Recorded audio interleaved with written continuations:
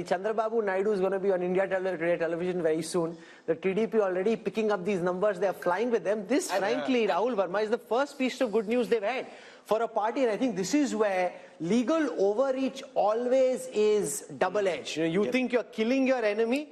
It can potentially create sympathy and can help your opponents bounce back. Again, something you should know, right? Anyone who is in politics knows this. But then politicians also are humans. They have egos, they have anger, right? And they, in their overreach, try to do something which may backfire. So we don't know whether TDP's gain are actually coming because of that legal overreach. This might also be happening because Congress might be gaining certain votes, which is coming from Jagan's party. And no, but that's overhyped. From 1, if they're going to 3, that's only 2% up. You can say it's 2%, but the Jagan Reddy is losing 8% vote share. Only 2% the Congress has got extra from the last time. So remember, Jagan Reddy's graph at this moment is very clearly coming down. That's what this data represents. There's no running away from it. And Chandrababu Naidu would be doing a bit of a dance right now, Sanjay. But BJP's overtures toward Chandrababu Naidu also reflects, the BJP and Prime Minister Modi. He wants to get a foothold in southern India because, you see, if he's comparing himself with Jawaharlal Nehru, with Indira Gandhi, with Rajiv Gandhi, with this Congress Prime Ministers, you cannot be a Prime Minister of India and, 100 but it also shows, out of his bounds. But it also shows flexibility again. Here is a leader who 5 years ago tried to lead the opposition charge against Prime Minister Modi, spoke angrily against the Prime Minister. Nitish did the same.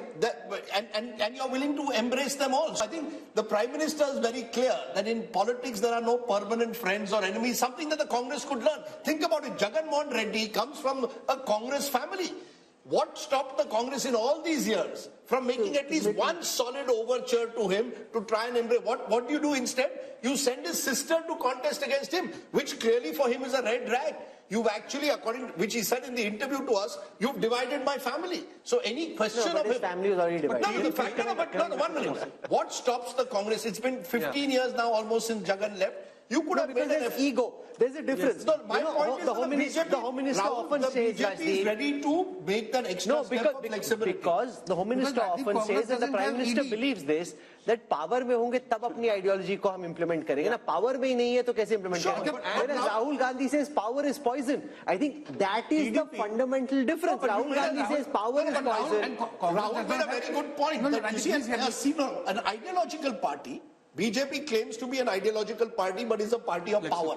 The Congress claims to be a party of power, but is now under Rahul Gandhi trying to become a party of ideology. That I want people who are going to fight the RSS, come what may. So you've got a remarkable shift where the BJP wants to be the party of power. But Rajdeep, there's a very big difference. Yeah, everybody knows what the BJP's ideology is. Half the congressmen don't know what the Congress's ideology is. They don't agree on the same ideology. Rahul, so that's the reality. Let's also admit Congress does not have ED.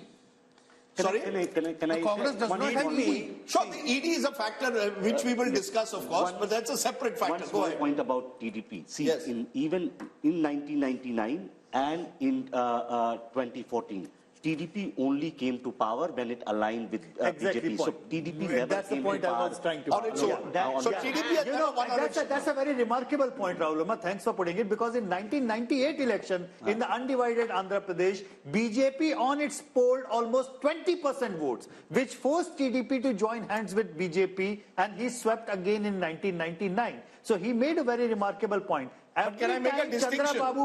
Can I make a distinction between Chandrababu Naidu and NTR? NTR had the power to win on his own. Chandrababu Naidu, when he took over the party, was not able to do that. That's the difference. Chandrababu Naidu has needed an ally. NTR did not need allies. That's true. But every time he has won, he has come along with the alliance of the BJP. TDP 2 months ago was thinking of joining the India Bloc alliance. After the 3-0 drubbing, it has again changed its mind. So the regional parties, hawa kidhar beh rahi hai, are very cognizant of this. And there's another little piece of trivia, Rahul. There are 2 wings of Prashant Kishore's IPAC. One wing is with Chandrababu Naidu, and the other wing is with Jagan Mohan Reddy. And a few weeks ago, Prashant Kishore was allegedly on a flight with Chandrababu Naidu or his son, and all speculation sort of arose in Andhra. Is he going to now align with Chandrababu Naidu? He says he's not.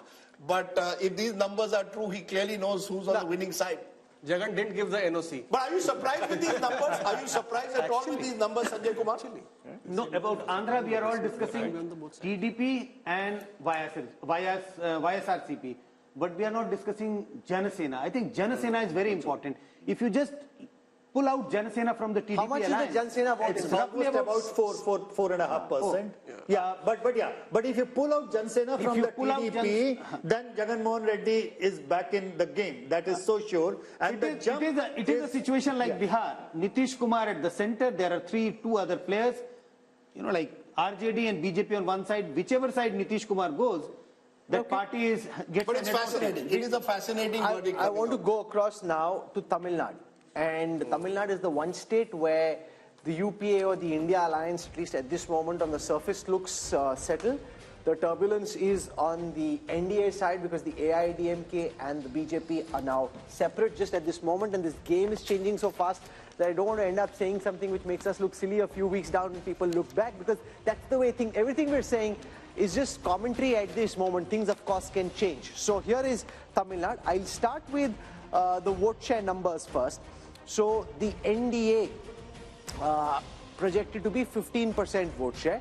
The India alliance from 53 to 47. This is largely the DMK and the Congress and some of their smaller allies. Now you've got the AIDMK in the others, which is now expected, the others together are expected to be 38%. Let's look at seats. Yes? Also, then a lot many smaller groups are there who are not yet aligned. PMK. So we do not know which side will they be in. So a lot of this AIADMK on its own is hardly about 30% at this point of time. So 8% are the others, 30% is the AIDMK. Okay, here is the conversion into seats. Now again, the second state where there is some good news for the opposition alliance, because like in Telangana, this time of course is the India alliance. They had 38 seats the last time, expected to go up to 39 this time. The BJP, while it may gain vote share, not expected to win seats in Tamil Nadu, and the AIDMK had just one seat, that too could come down to 0. So Tamil Nadu looking strong. Does the DMK stay fully with the Congress, or could there be a twist in the tail there also? I think, Rahul, I'll be very surprised given the statements that Stalin has made at the moment that he will also switch sides. There's the ED factor that our friend Rashid Kidwai mentioned. Yes, there are a number of DMK ministers under the ED scanner. But I find it difficult to believe that it will happen before the election. What happens post-elections, we don't know. If the Congress completely collapses, many of these allies of the Congress today could go in different directions. But I think there's a general sense, and the poll may well bear it out, Yashwant, that this is the one state where the Prime Minister's popularity is much less than it is nationally, even though he's made the effort repeatedly to go to Tamil Nadu, to identify himself with Tamil culture, the Singal, when the new parliament was inaugurated. So the BJP, as always, continues to see Tamil Nadu as this sort of bridge too far, which they want to one day conquer.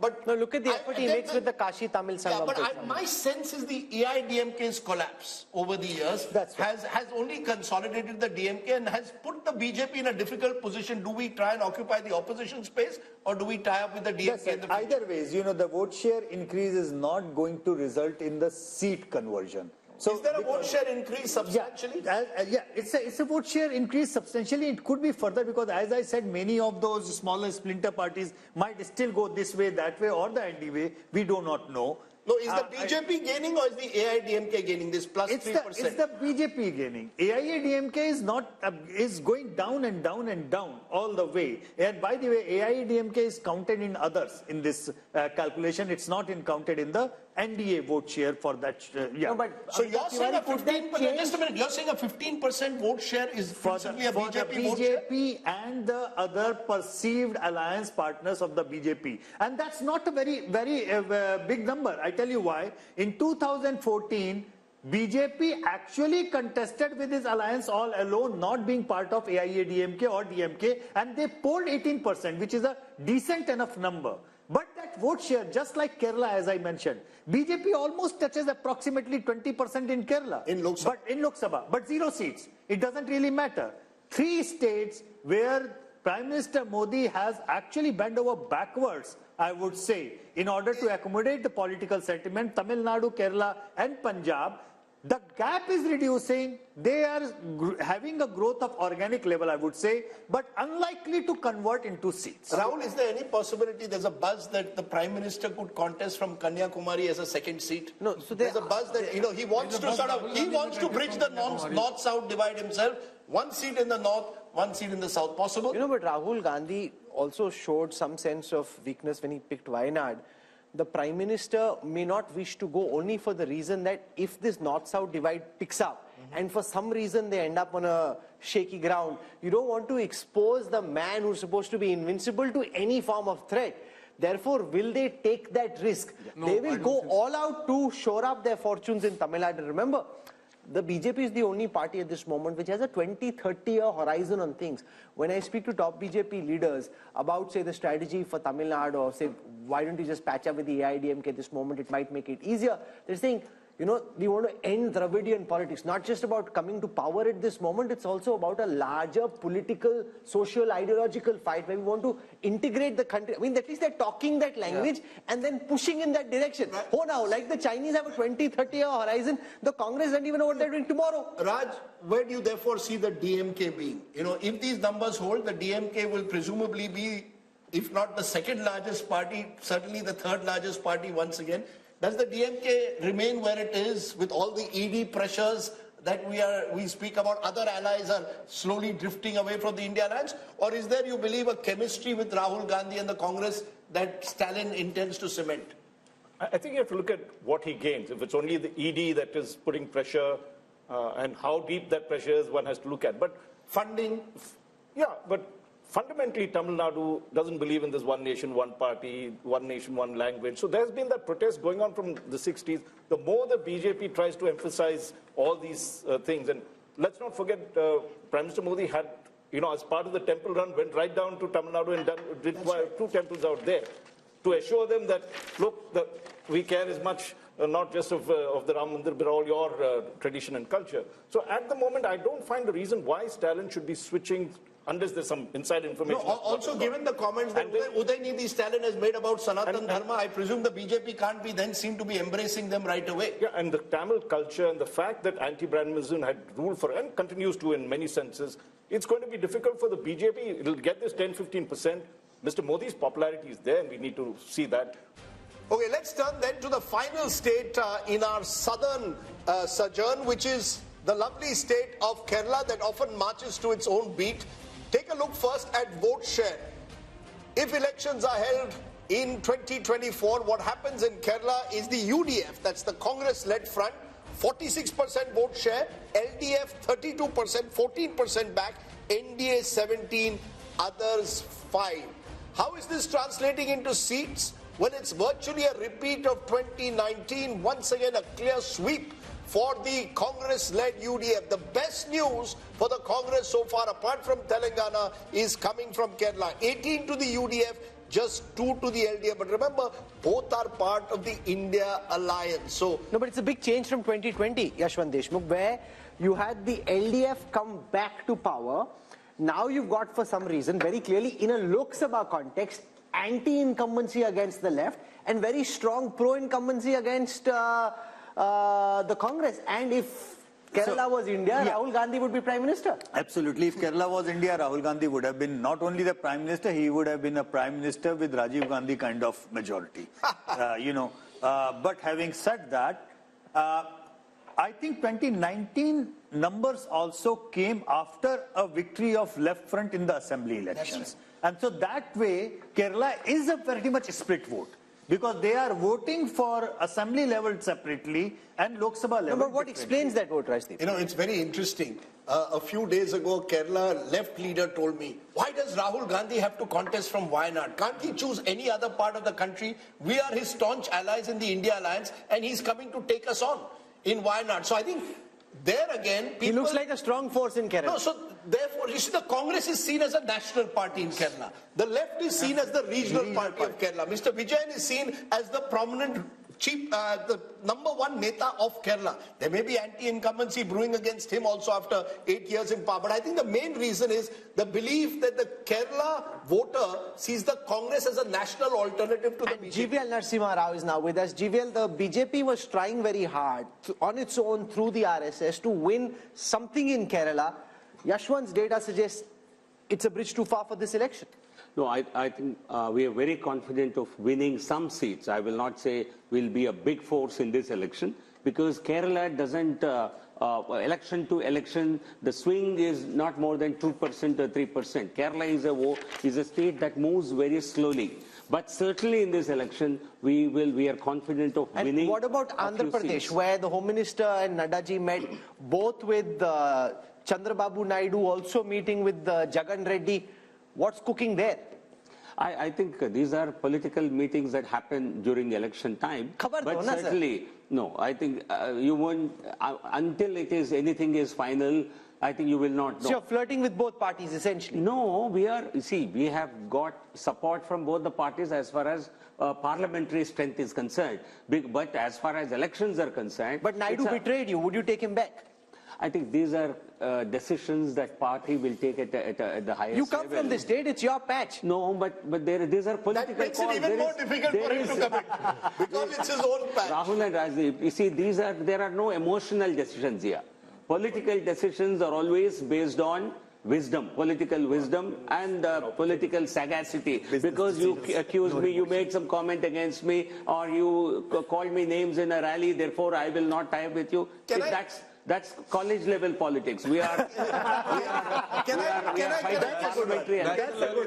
just take it around this table though to ask that, since we spoke of college level politics and Kerala's strong student movement, how many people on this table believe that Rahul Gandhi made the right decision by choosing Wayanad, or was it escapism?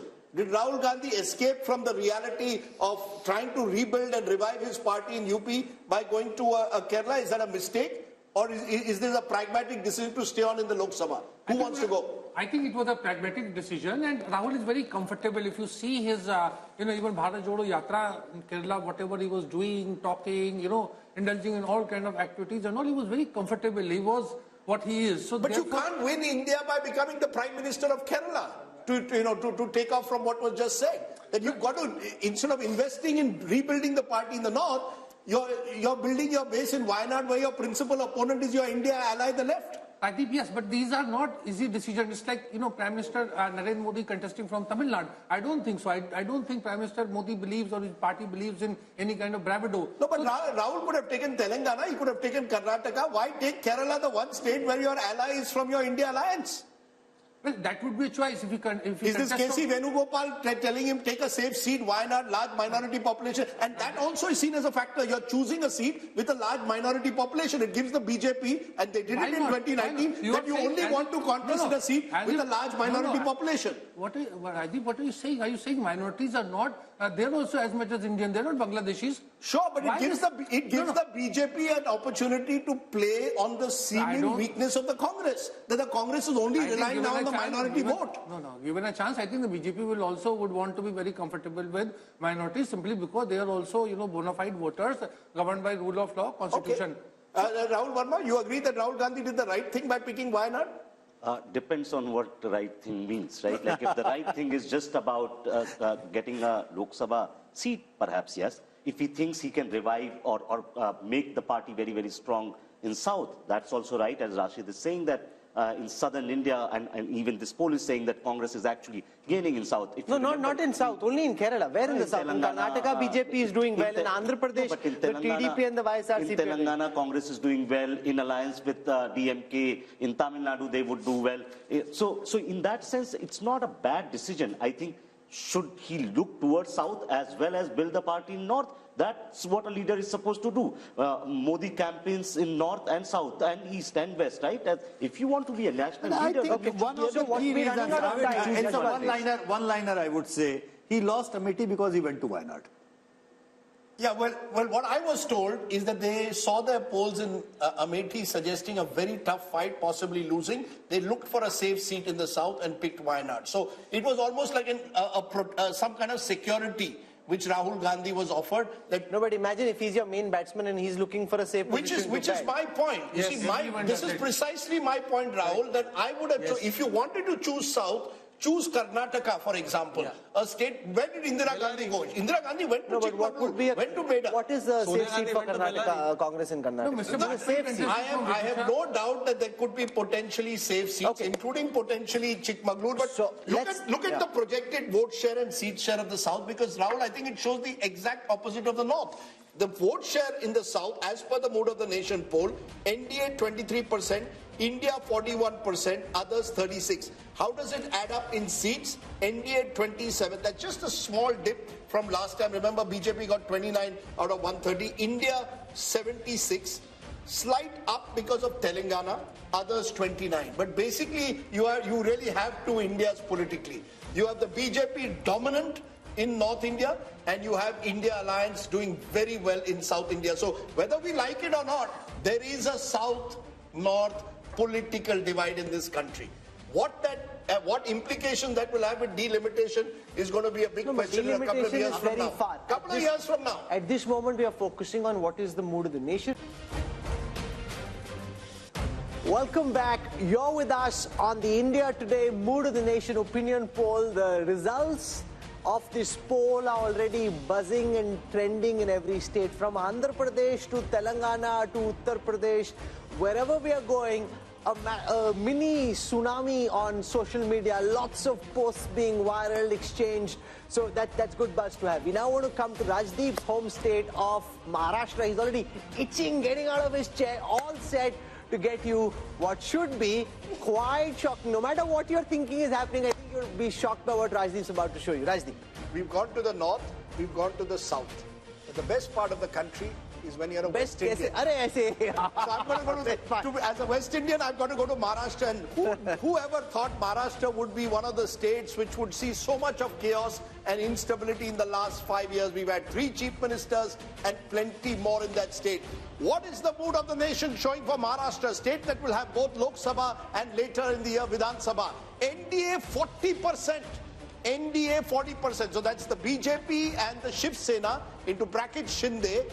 India 45%, which is 5% higher. 40 plays 45%, others 15%. And 45 is NCP, Uddhav Sena, as well as the Congress party. So 5% edge in Maharashtra to the Maharashtra Vikas Aghadi. The opposition, the best news coming for the opposition after Kerala and Telangana is here in Maharashtra. This could be another big surprise, therefore. How is it projected into seats? What is Yashwant Deshmukh C voter poll saying for Maharashtra? 26 out of 48 for the India Alliance. 26 out of 48. A huge jump, because the NDA, which won 42 out of 48 last time, is down to 22. So if there's one state where the NDA is taking a big hit as per this poll compared to 2019, it's Maharashtra. And that perhaps explains all that's been happening in that state. Breakup of the Shiv Sena, breakup of the NCP, because Rahul, clearly here too the BJP knew this was the one state they were in trouble, which is why they have slightly narrowed the gap, but they're still behind here. Yashwant, are you sure about your numbers for Maharashtra? Because they've taken a large part of the NCP, they've taken a large part of the Shiv Sena. If this is where things are at the end, then no matter what happens in this Lok Sabha election in the assembly, the BJP and what they have is going to face a very tough time. Why are we ending up with these numbers in your poll? Rahul, out of the 140 crore people in India, is any damn person sure about Maharashtra as on today? I mean, let's be honest. People are confused, not just because of the previous mandate, the current mandate, people going here, people going there, parties being split, and now the symbols are with the people who did not form the party and with somebody else. So having said that, It's a Maha mess. It's a Maha mess. It's not Maharashtra, it's Maha mess at this point of time. And let me do a health warning as well on these numbers. Number one, on the voting intent, we have been asking for individual party and leader, Rahul. Which party or leader you are going to vote for, and then we have summed it up like, Uddhav Thackeray plus Sharad Pawar plus Congress and Shinde plus Ajit Pawar plus BJP. But what we do not know here, who is contesting from which seat and who is going to contest against that person from which seat, which party. What I can see, wherever the BJP tickets would be there, they would be sweeping like anything. Wherever the Ajit Pawar ticket and Shinde Sena ticket would be there, I doubt they will be sweeping in the same way. So the weakest link is on the both sides. On the Maharashtra Vikas Aghadi side, the weakest link apparently is the Uddhav Thackeray Sena, followed by Sharad Pawar and followed by Congress and then the Sharad Pawar. So we don't know out of these 3 and 3 which permutation and combination is contesting whom on which seat. Unless we are sure of that, I think this is more of an Since this is your home state, Rajdeep, here's the concern that I have just purely academically, right? Which is that will votes get transferred? In a poll, it's very difficult to capture that. But once you know, okay, it's GVL versus Rashid, then the equations change, exactly right? The point. Yeah. So right now, you don't know that. You're building this scenario on the basis of what respondents are telling you, but the respondent also doesn't know who's against I will quickly tell you two contradictions, Rajdeep, before you say. I cannot see Uddhav Thackeray voter voting for a Congress or the NCP candidate. Similarly, I cannot see a BJP core voter voting for Ajit Pawar candidate. So there are contradictions on both sides. I'll give you 2 quick points before you come. One, the fact is that this is an interesting state this year because you've got Lok Sabha followed by Vidhan Sabha 4 months later. And speaking to a number of Maharashtra politicians, they believe the stakes for themselves are much higher in the Vidhan Sabha. So you'll find a number, the Vidhan Sabhas which will be very competitive, seat by seat, and a lot of what Yashwant says will play out there. In the Lok Sabha, Rahul, even though the BJP appears prima facie down compared to 2019, I think, and Yashwant is right, the BJP will do well in its pockets of influence. They have strong pockets, especially in urban Maharashtra. The problem for the BJP is there is a general sense that you have struck opportunistic alliances and you have broken two parties which you were dead against. But GVL, when I was speaking to top BJP leaders, their numbers were 40 plus. They think it's 40 plus.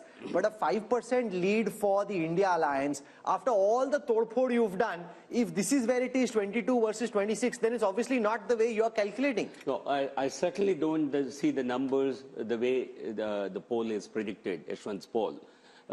Primarily because this is an election that Prime Minister Modi will be driving. People are voting for PM Modi. They are not voting for individual constituents. This is an election where you will see a massive swing. So anybody voting, the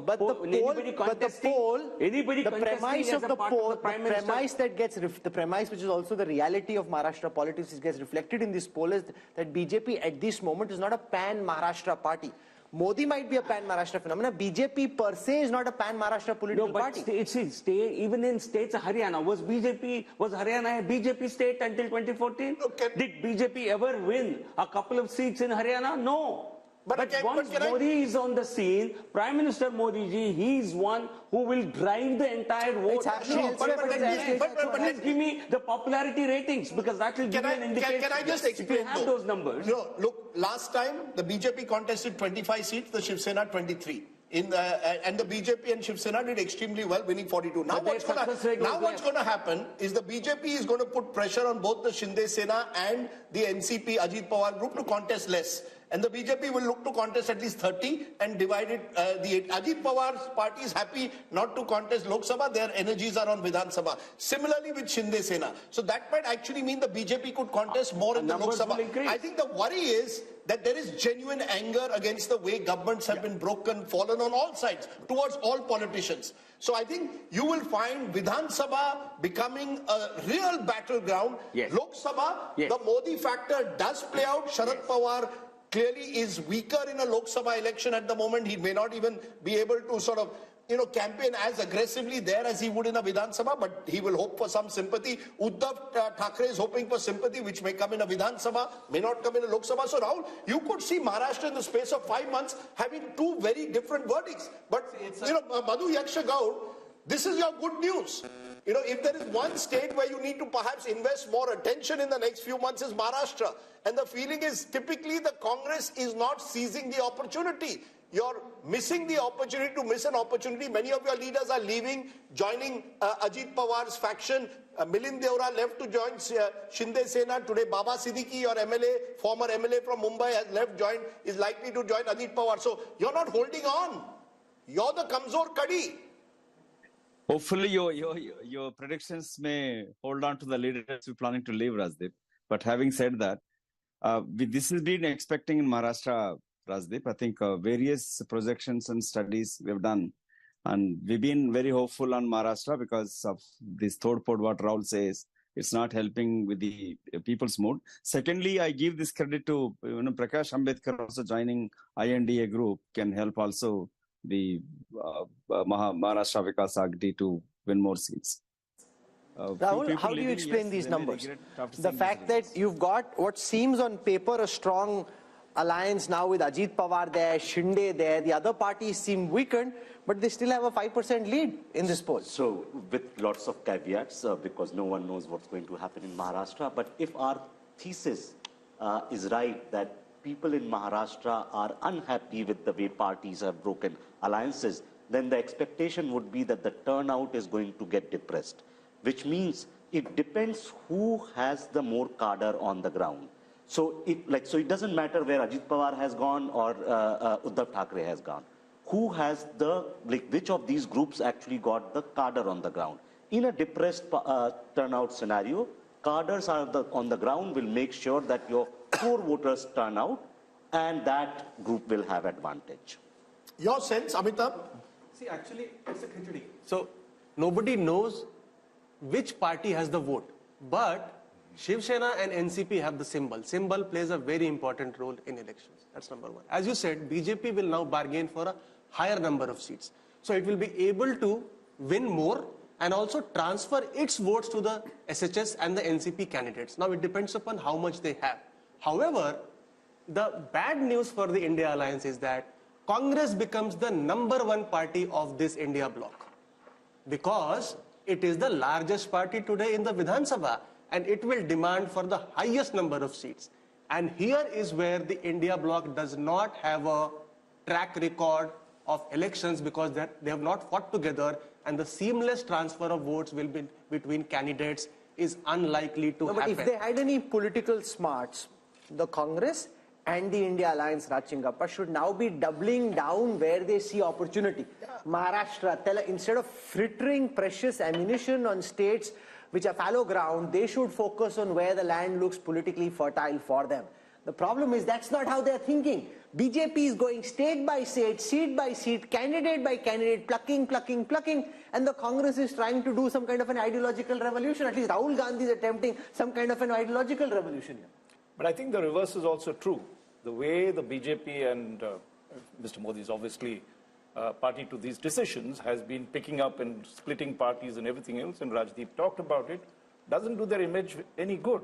And in Maharashtra, but their calculation is image doesn't matter when it comes to voting. That's their brutal calculation. If you are saying I'm taking you to a Viksit Bharat, I have cut corruption down, I am against dynastic politics, you have to then prove that on the ground. Let GVL respond to that. Let me just finish the argument. Okay? Yeah, go ahead.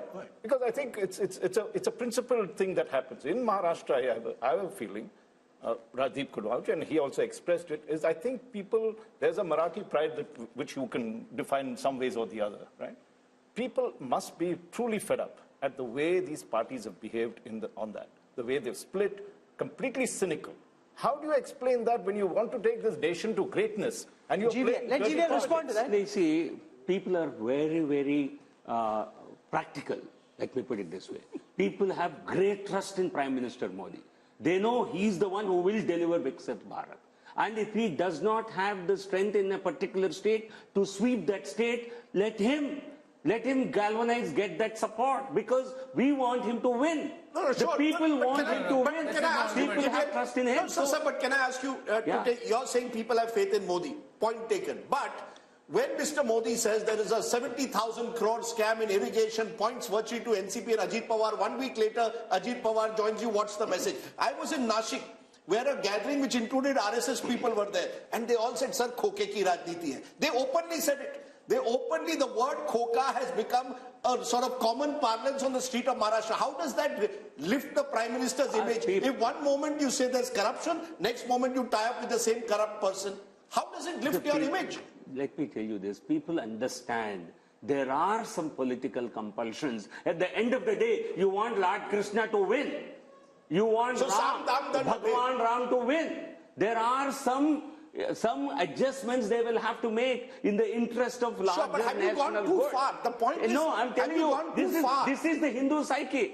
This is the voter but psyche. this is an important point that GVL Narasimha Rao makes. Because when I was interviewing Dr. Jaishankar, and I've seen now several people say this, they talk about Bhagwan Ram, they talk about Hanuman, they talk about the Ramayana and the Mahabharata, and they talk about tactical compromises on the battlefield, which leads to the war being won. So this is something that we're seeing now quite a lot of, which is what he's talking about. No. But then, Rahul, in with the due interest regard, of sorry for speaking out because it's my home state, I feel strongly. The fact is, where does it fit in with the kind of Ram Rajya that you talk about? You know, what does it leave you with? Is this Ram Rajya that you tie up for Koketi Rajniti? There is no politician in this country who represents the true political virtues than Prime Minister Modi. No Prime Minister, no Minister, no Chief Minister in this country can match even an iota of virtuosity of Prime Minister Modi. So what matters to them is Prime Minister's qualities. I have he's a man of total integrity. No, so you're saying you can do all the wheeling and dealing on the ground, but the Prime Minister's image is not touched by it. No, they know he's not making compromises. Party but Rahul Verma, this is local. Yes, Rashid. Yeah. I mean, by going by Mr. GVL Narasimha Rao's logic, BJP should be winning all 543 seats. If Mr. Modi is on a big ticket, he's there on Tamil Nadu also, he's there in Telangana also, he's there in all other states. I think, we must accept what Mr. Yashwant Deshmukh survey is projecting. We have gone through over 300 seats and there is a kind of trend. This is a very interesting thing about what is the findings of Maharashtra. There are 4 states that were always, they are kind of, outliers, and they are giving something in favor of BJP. In case of Karnataka, in case of Maharashtra, there is a trend, and we will see. No, Maharashtra is not Bihar, with the BJP. It's going the other way around. Precisely. So I'm saying there are 4 states that were very crucial in 2024. Even if the outcome is kind of well known that the BJP has an advantage and Mr. Modi is a favorite. One state is Bengal, other state is Bihar, third state is Karnataka, and fourth state is Maharashtra. Now it is giving different kind of trends. I think we must accept what Mr. Yashwant Deshmukh is predicting. We cannot be finding faults with his methodology or, how it will shape in Maharashtra. We can't be having different... Yes, Rahul, very quickly. So, two points. Yes, in politics, all politicians and parties make these tactical calls. But these tactical calls are going to have cost in the long run. Indira Gandhi in 70s did a similar thing. At some point, it costed her party. Maybe, perhaps, when Prime Minister Modi is around, it won't cost. When he's not around, it may cost the party. So all parties face that cost. Second, throughout the survey, and Yashwant ji has to correct me on this, I have not seen a single state, except the smaller ones perhaps, where BJP is gaining votes from 2019 numbers. They're gaining seats. Even in UP, the votes are not basically... They've got a slight bump, 53%. Yeah, 50, so 51, 52. So in that sense, like in North, there are no big gains coming.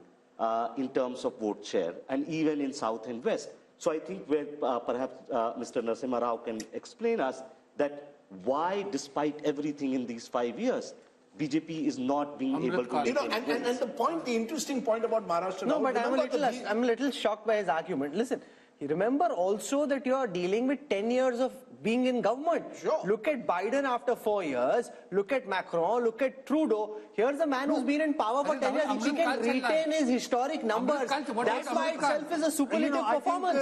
I think, Rahul, the point that you made about the 2 point or less, like somewhere they were leading by 60 points, now they are 58, 2 points. I understand your point. But what I learned from the experiment and result of Madhya Pradesh is that eventually it will be relative turnout, which will be playing 3-4% of jump just out of nowhere for the BJP, just by virtue of their supporters being more excited about going to the polls and Congress not being in a position as organizationally and resource-wise to pull their supporters. What happened in Madhya Pradesh is the But I just want to make a small point which I think is important. Between 2014 and 2019, Rahul, Mr. Modi's popularity was so high that he was even able to pull his party in state elections where they were otherwise not the #1 party. BJP was not the #1 party of Maharashtra. It's after 2014, Mr. Modi pulls it up. 10-12%, they even do very well in state assemblies. After 2019, looks what starts happening. But what happened in December in the assembly elections? Sir, just a minute. December, we can come back to December, but 2019 to 2024, 1 minute. Rajdeep. The BJP in Himachal Pradesh, in Haryana, in Jharkhand, even in Bihar, in state after state, Mr. Modi alone cannot pull up the state unit. Mr. Modi is still very popular in Maharashtra, but Maharashtra's own leaders, BJP own leaders, are not happy with the kind of compromises they've made to stay in power. Some stage, it may cost them in a Vidhan Sabha. I agree with you, Lok Sabha, it won't cost them because that becomes Modi versus who. But what happens in your state units? Therefore, Rahul Verma makes an important point. Will the BJP go the way the Congress did? After 10-20 years, because it makes these compromises. You can wish that if you like. No, he asked a question.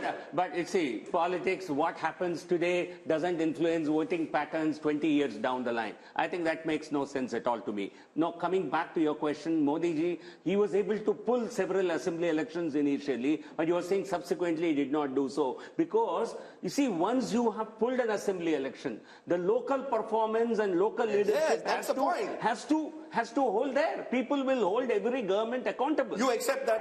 Why not? Okay. I think. So I want to press the pedal and go to Gujarat and Goa, and then we have to go to the east, and then we have the big national picture. So Gujarat comes up on your state next. I want to spend very little time here because it's one-way traffic, as one-way traffic can be. I mean, it's like whoosh. There's no comparison. 62% vote share projected in favor of the Bharatiya Janata Party in Gujarat. I mean, 6 out of 10 people, they just want That's the highest so far in the country. 6 out of 10. And we're not even dealing with the smaller states like a Himachal or an Uttarakhand. In a big state like Gujarat, 62%. The Congress had 32% vote share. That's come down even further to 26, down 6 from the last time. Let's now come to seat shares. If you got 62% vote share in a largely bipolar contest, I mean, you don't need to be Yashwant Deshmukh to do the calculation. You can do it yourself. It's 26/26 for the BJP in. They want their man back. They want their boy back. Like, look at how hard he's working. A Gujarati fixing this country. We want him If back. I was a Rajya Sabha BJP MP who was told to contest Lok Sabha, I'll say, मुझे गुजरात की seat दे दो. कोई भी दे दो. कोई भी seat Gujarat की दे दो, वडोदरा दे दो, गांधीनगर दे दो. GVL also is ready to contest from Gandhinagar. You see, that's the one state where every politician will feel a relative sense of security. I think Gujarat is a There is little difference from contesting a Rajya Sabha and a Lok Sabha. Is that what you're saying? No. I'm saying that a Lok Sabha... As safe as better. Yeah, it appears the safest state for the BJP, Rahul, and I don't think there's much to discuss about that. Prime Minister Modi in Gujarat is, really, his popularity is at an all-time high in a way. It's the true, like you were discussing parallels with American elections, like you've got along the coast and in mid-America, this very clear divide between Republican Democrat states. This is as Republican in Indian context as Republican. And GVL made a point that don't look at what happens 20 years from now. But I just for a moment want to pause because one of the first elections I covered was 1990 Gujarat. And at that time, the BJP had to back the Janata Dal Gujarat of Chimanbhai Patel to prop him up to form a government. See where we've come 35 years later. We look at events today. If you make mistakes today, you pay a price for it 20 years from now. That decision of the way the Janata Dal Gujarat was eventually, the Congress propped it up for a while, destroyed the Congress in the long term in Gujarat. The Congress replaced a chief minister who had 150 seats in Madhav Singh Solanki. Can you imagine? Right, one of the BJP replaced Shivraj Singh Chauhan. No, but 150 seats, BJP replaced Shivraj Singh Chauhan with Modi as the dominant figure. That time, Rajiv Gandhi could never really sort of lift the party. But Rajiv and the Congress didn't think so. See, that's the mistake. So I'm saying politicians can make mistakes and therefore they must be conscious of the mistakes they make. Let's come to Goa. Goa has 2 seats, north and south. This is where all of us hope to retire, at least Rajdeep and I hope to retire in Goa for sure. Okay, so here's Goa. Lovely state. 2 seats, 1 each is the calculation. North and south, 1 seat split between north and south. North is clearly to the BJP. I'm presuming Yashwant south is giving because north. there are more Christians over there. The south, interestingly, if the AAP Congress alliance works perfectly, and it has to work perfectly, it has half a chance. I still believe that the BJP will be very much in the race, even in the south. Percentage of Christians has gone down. One of the stories of our times, Christian population in Goa at the start of this century used to be 30% plus. It's now just over 20% and declining. So you actually, even in South Goa, will find it not so easy. Only a perfect Congress-AAP alliance and no other third party like the Goa Revolutionary Party coming in gives them half a chance. I still believe advantage BJP in Goa in both the seats. That's the nature of Goa as well. So let's look now at the projected seat share of the West and the projected vote share of the West. I'll start with the vote share projection. Axis My India predicts for the India Today group that the NDA would end up with 48% vote share if you aggregate the states of Gujarat, Maharashtra and Goa.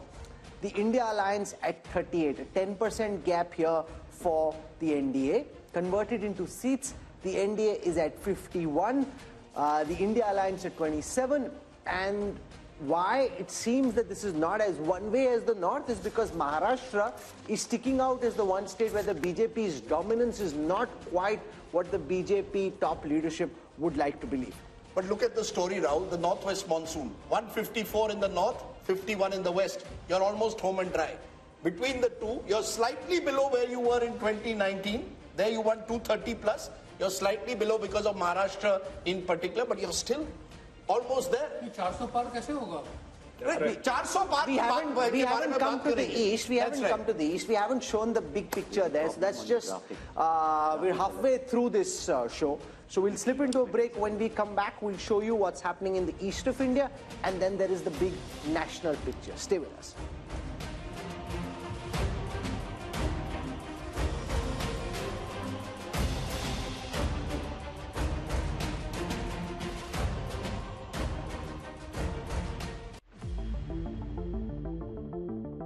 Hello and welcome, I'm Sahil Joshi. Now I'm at the Mumbai seafront. We can see here the Mahim Fort and also the Bandra Worli ceiling, the most iconic locations in Mumbai. Because the people have reposed confidence in Bharatiya Janata Party and NDA.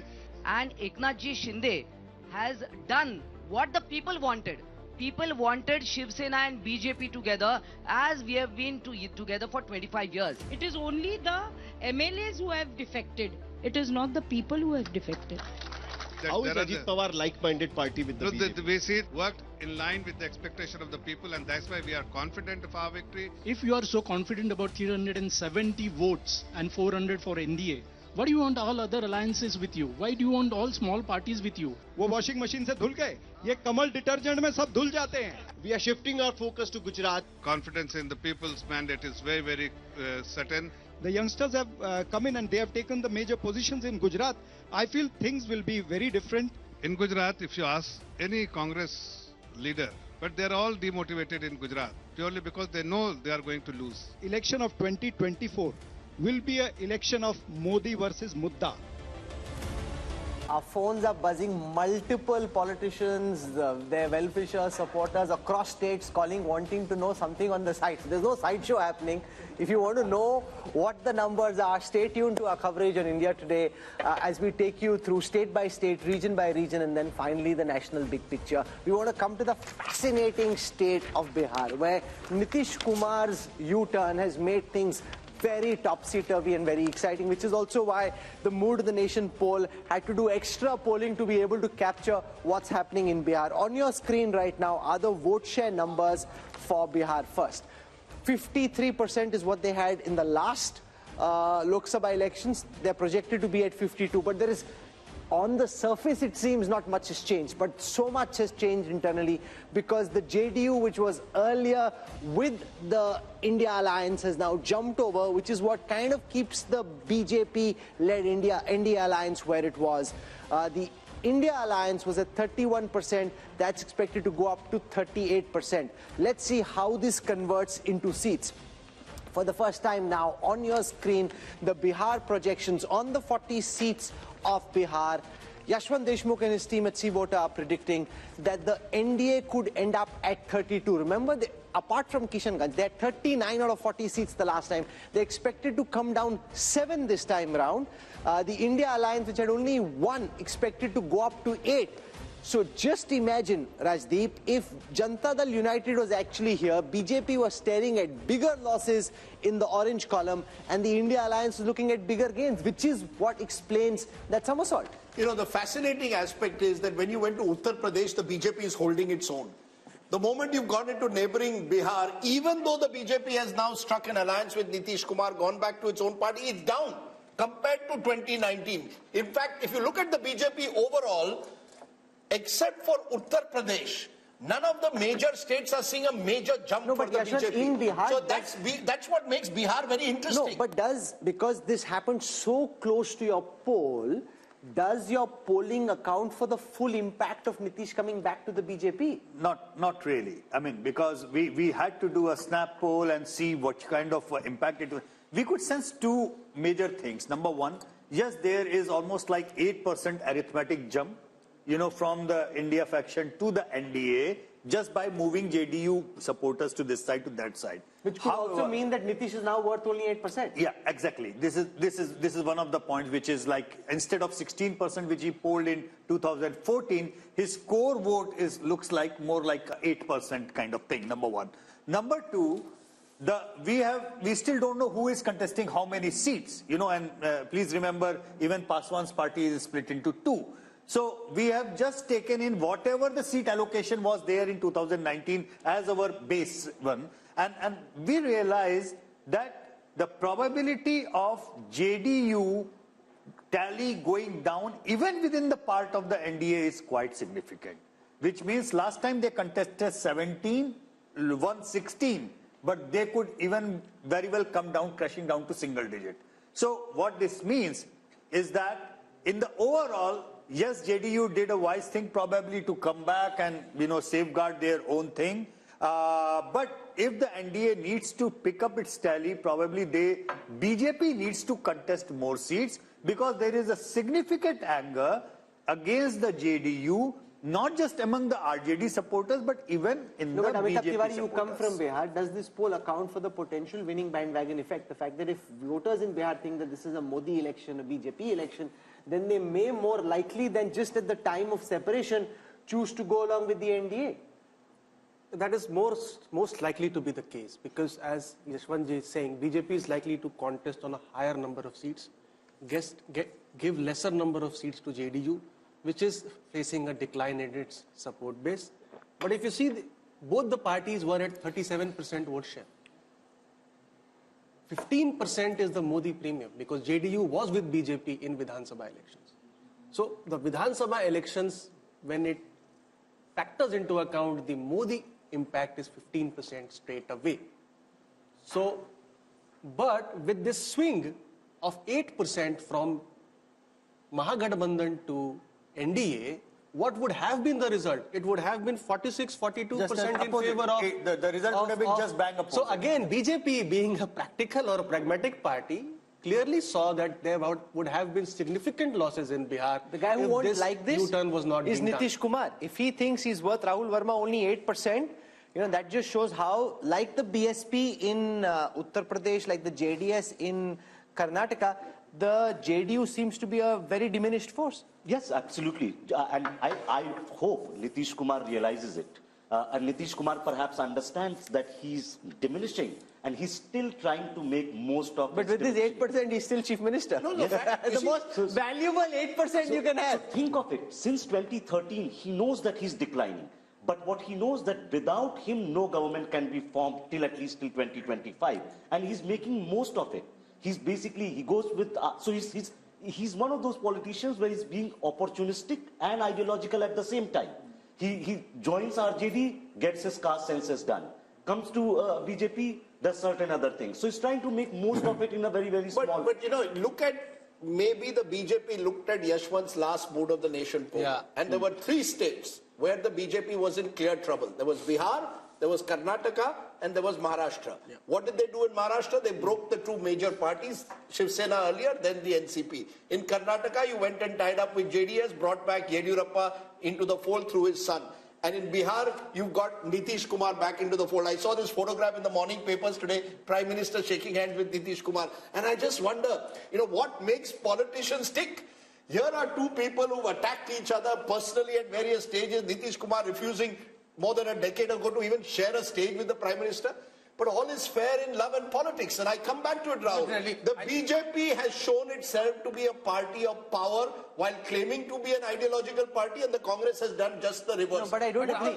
Once they're in power, they're ideological. In their logic is, they've scrapped Article 370, they've brought India the Ram Mandir. Sure. What other proof do you need of ideology? No, I'm not saying the ideology is diluted. Yeah, UCC has come about in Uttarakhand. So once their formula is you win and then you get ideological. To win, you don't worry about ideology. All I was saying is that there were states where the Congress had seen these ones, they were going to get, the BJP had seen they could be down by double digits. Bihar was one of those states. Let's find out a way to tackle Bihar. The point, Rashid Kidwai, is this is the difference.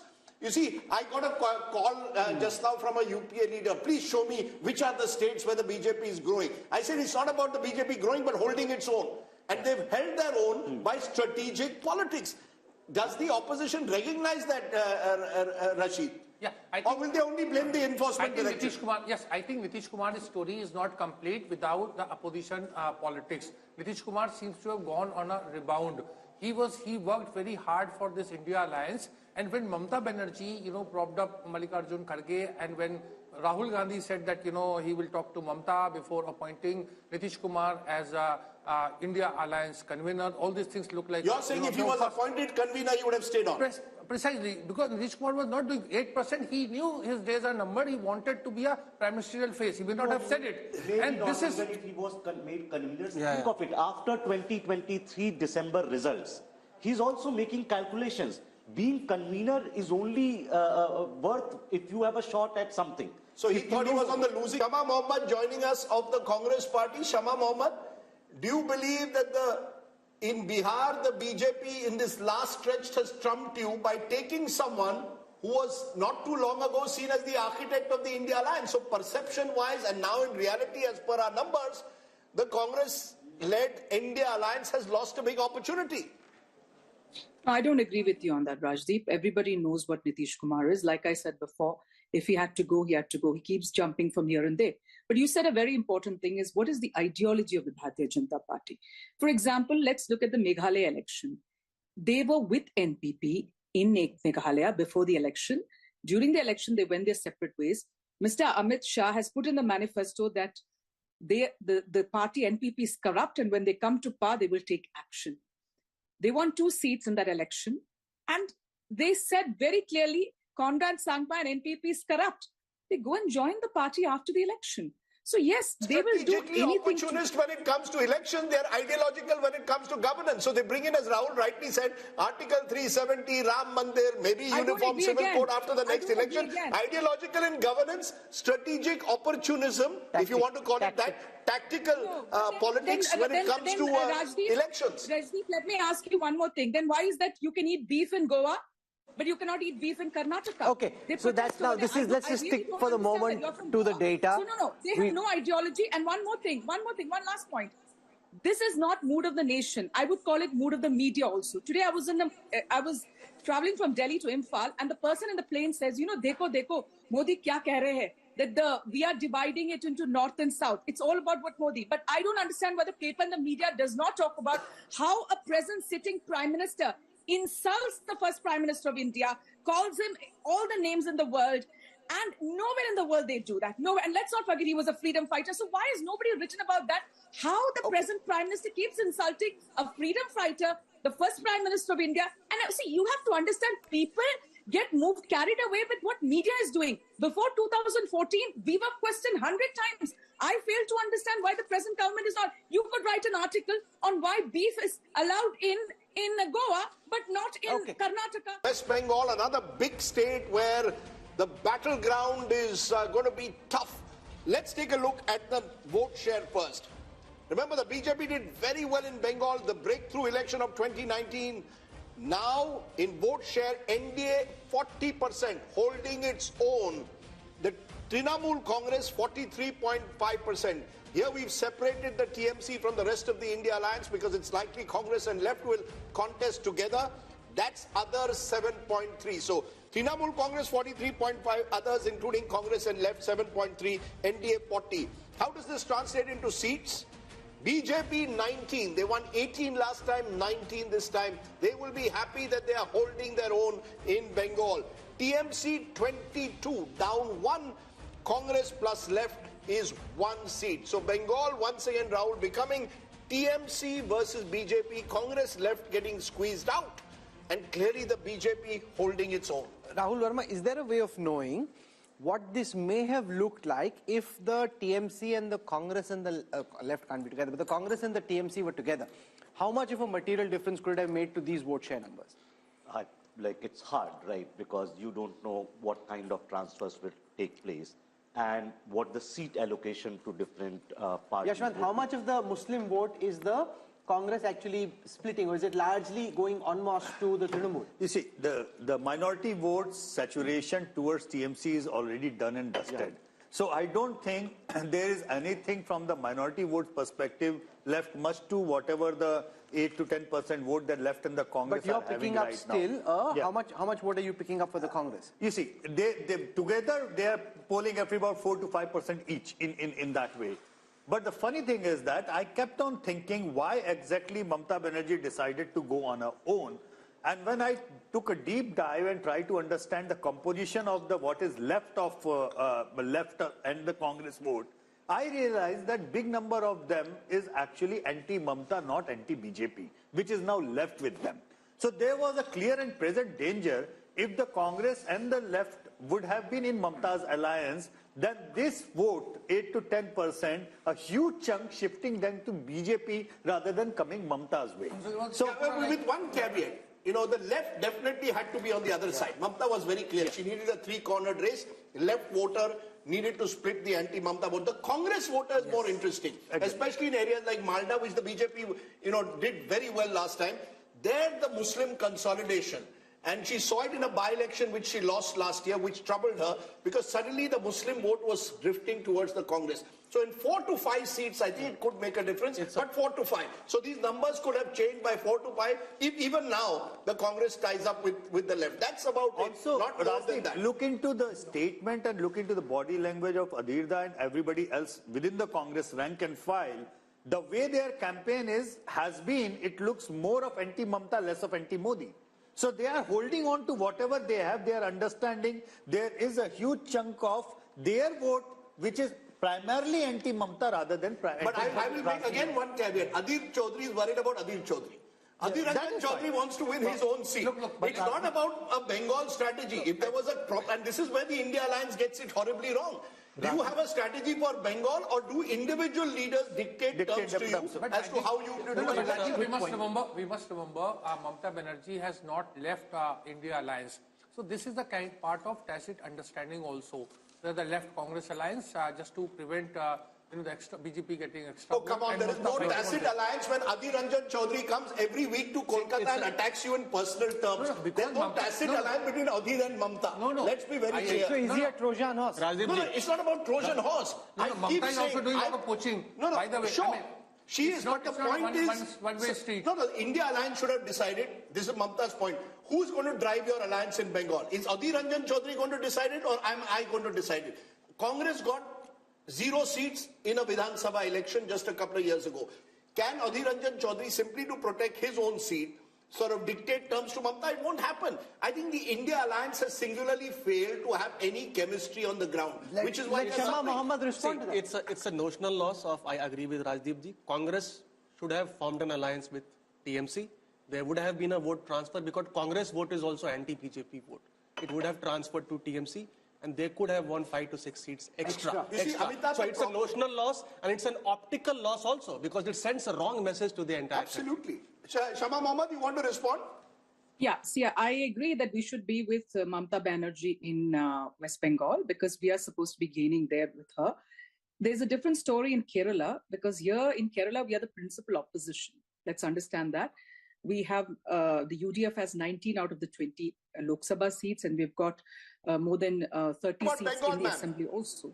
So we are the principal opposition. Whereas in West Bengal, from 44 to 0, we have come out, So I, being from Kerala, believe that it is more important to be with TMC than to be with the left. Okay.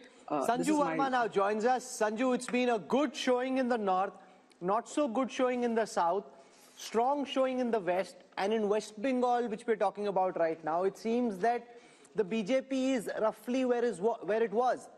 My understanding on the basis of multiple conversations are the BJP's own polls are showing them 25 plus. This poll seems to suggest that they're not quite there. Our data seems to suggest that the BJP could end up at 19, which is just one more than what they had last time. Rahul and Rajdeep, first and foremost, I just have this to say.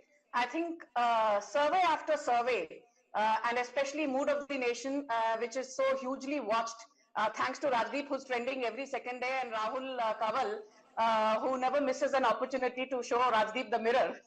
Be that as it may, I just have this to say. We are not the India Alliance where you are going to create divisions. On a lighter note, Sanju ji, no divisions. On a lighter note, ये BJP की अच्छी strategy है, divide and rule. You are trending every day. Thoda shant ho jao. Learn to be gracious when I'm giving you a compliment, albeit a left-handed one. Anyway, now coming to the more serious point. I remember I've been on a zillion debates on these surveys that have been carried out in the last 12 or 24 odd months. And everybody, after the West Bengal Assembly elections of 2021, don't forget in Lok Sabha 2019, from West Bengal, we got 18 seats, 1/8 with a 41% vote share. But come West Bengal Assembly elections 2021, while we improved our tally from 3 seats to 77, which was a 2400% plus jump, our vote share fell from 41% in Lok Sabha 2019 from West Bengal to 38%. And what did political pundits say? अरे भाई 3% का vote share की गिरावट हो गई है बंगाल में. The magic that happened in Lok Sabha 2019 of getting 18 seats, that is not going to happen in Lok Sabha 2024 if assembly elections 2021 are an indication to go by. Okay. My limited point is, if we are actually improving on our last tally of 18 seats and increasing that to 19 seats, I think the actual result may surprise you on the positive. Okay. I won't be surprised if we are mentioned trends. 25. I actually just went to social media to check the trends, and the first trend, the top trend nationally at this moment is Mood of the Nation. So Mood of the Nation is the top trend. So well done, everyone. You guys are clearly doing a good job, and at least the audiences are plugged in and watching, which is fantastic. So thank you. That means a lot. Okay, let's run through all the other states of the East, starting with Jharkhand, where much has been happening. Chief Minister Hemant Soren arrested a few days ago. How is it playing out in the polls as per Yashwant's Mood of the Nation? 2024 projection, NDA 56% up 1, India Alliance 30% down 5, others 14. In terms of seats, NDA 12, India 2, same as 2019. Rahul, next is Chhattisgarh. Let's come now to Chhattisgarh. In Chhattisgarh, India Today C voter projecting that the BJP's vote share will go up from 51 to 54. They won the recent assembly elections, and on the back of that, their vote share is actually going up. The Congress's vote share was at 41 in the last elections. That could now come down 3% to 38. When converted into seats, the Congress had 2 seats last time round. That could come down to 1. The BJP had 9 seats last time round. That could go to 10. So Chhattisgarh, the BJP doing well and holding on to its gains from the last election. That's right. The honeymoon effect clearly there in Chhattisgarh. Let's turn to a state which is again fascinating because there will be Lok Sabha and Vidhan Sabha in the state of Odisha. 2024 projection, NDA 40% vote share, that's +2. India 12%. Naveen Patnaik's BJD at 41%, down 2%.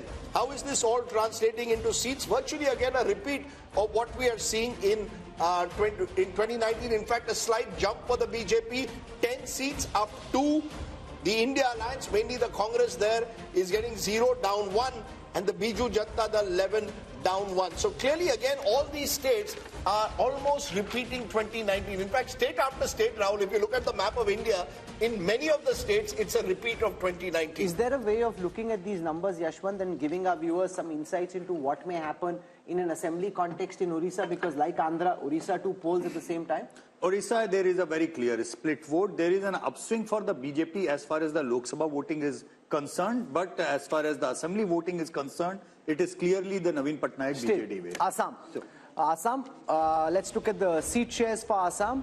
Last time the BJP had 9 seats, that could go up to 12. Remember, Assam has 14 seats. The Congress and the AIUDF was at 3. That could now come down to 2. That's down 1. So Assam, BJP consolidating its leads and gains. Let's now look at the overall East seat share. If you look at the 153 seats, and if I look at the vote shares, 47% of the vote for the NDA, 37% for the India Alliance. When converted into seats, in the east of India, 103 seats for the NDA, 38 for the India Alliance, 12 for the others. And I think this is a story. You know, while we focused a lot on the BJP's dominance in North India, its dominance in Western India, it is in the east that the sun is rising, the lotus is beginning to bloom, particularly when you include a Bihar and the northeast. I'm presuming Yashwant's included all the states of the northeast, the Manipurs, the Nagaland. No, so we will spend time on each of the northeastern states, just so that people know.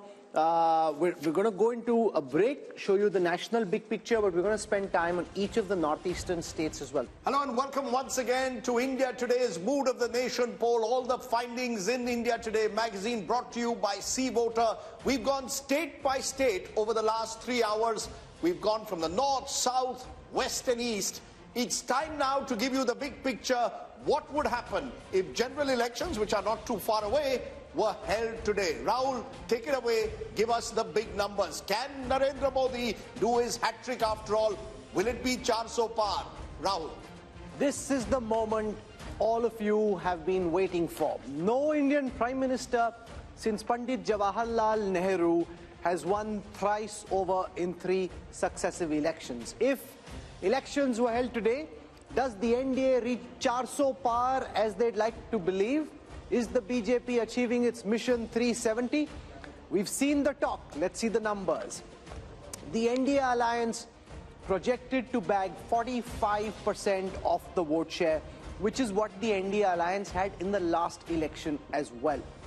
The India Alliance expected to bag 38% of the national vote share, which is 11% more than the last time, but that's also because last time it was UPA, this time it is the India Alliance. So parties like the Trinamool, at this moment, this could change soon after our broadcast, but at this moment officially they are part of the India Alliance, which is why as a national aggregate their vote share is up 11%. The others from 28% are now coming down to 17%, down 11. That's as far as the alliance-wise vote share is concerned, where there is a very clear gap of 7 percentage points between the NDA and the India Alliance. Let's take a look at how this converts into seats. 400 par is Prime Minister Modi's war cry. They're heading there, but not there yet. 335 is the current projection by C Voter for the India Today group for this Mood of the Nation opinion poll, the last MOTN before the Lok Sabha elections. 335, way short of 400 at this moment. This is 18 down from the last election. So if you take all the allies together, they had 18 more last time. They're down at 335 at this moment. The India Alliance is at 166. That's 75 seats more than the last time. The others are at 42, 57 down, but that's an apples and oranges comparison because some of the parties which were in the others have now moved to the India Alliance. The big story though is that the NDA is set to come back to power quite comfortably. See, you want to hit 4 centuries in one match, you're hitting 3.5 centuries just yet. And remember, Rajdeep, there's also the fact that once this message goes out that Prime Minister Modi is comfortably placed, then a lot of people may decide, "Arey, vote kya waste karna, isi ko do," because if he's coming back. So that ultimately could also come into play. You know, there seems to be, Rahul, an inevitability about the outcome. I think this is one of those strange or rare elections where it almost seems, at least when you speak to political observers and politicians that the outcome is known. It's a question of where does the NDA, BJP-led NDA end up? Where does the BJP end up? These numbers are showing the BJP is roughly just around where it was in 2019. The NDA is marginally down, but as you said, there could be a bump it could get in the next 2 months because if it campaigns hard and the BJP is known to do that. Plus, could it get more allies? Remember, all of this is before the possibility of a Chandrababu Naidu or an Akali Dal joining in. All of that could take the BJP above 350. I know that there is all this buzz about 400 par. That perhaps will require the perfect storm. But the BJP has set the base. I think what this Mood of the Nation poll shows, people want Mr. Modi back. The majority seem to want Mr. Modi back for a third term in the first past the post system. And unless there's some kind of a miracle in the next 6 to 8 weeks, the India alliance will have to simply accept next time, or good luck to you, 2029. 2024 appears as close to a done deal, Rahul, with these numbers. And the Prime Minister's popularity remains pretty high again. It will be interesting to see whether he just wants to equal Nehru's record or actually be around the next time to beat Nehru's record, or at least attempt to beat Pandit Nehru's record. Let's take you through how the party-wise vote share and seat share would stack up. We looked at the alliance-wise numbers. Let's now look at the party-wise numbers. The Bharatiya Janata Party had 37% of the vote in the last election. That is expected to go up by a massive 3%. I'm saying massive because in a national context, for one party to be able to increase its vote share by 3%, that is a very significant achievement. The Congress had 20% of the vote share last time. See voters predicting at this moment that that could come down to 19, just a dip of 1. Others were at 43, they could be at 41. The big story there though is that the Bharatiya Janata Party, which in the last elections was standing at 37% vote share, could go up a massive 3% to 40. You know, Rahul, there are two big stories. One is the BJP story, the possibility, as you said, that Prime Minister Modi will emulate what Nehru did, win 3 consecutive elections. The other story is the Congress party, losing 3 consecutive elections and its vote share not changing. I keep repeating, there's one figure that stands out for me, Rahul.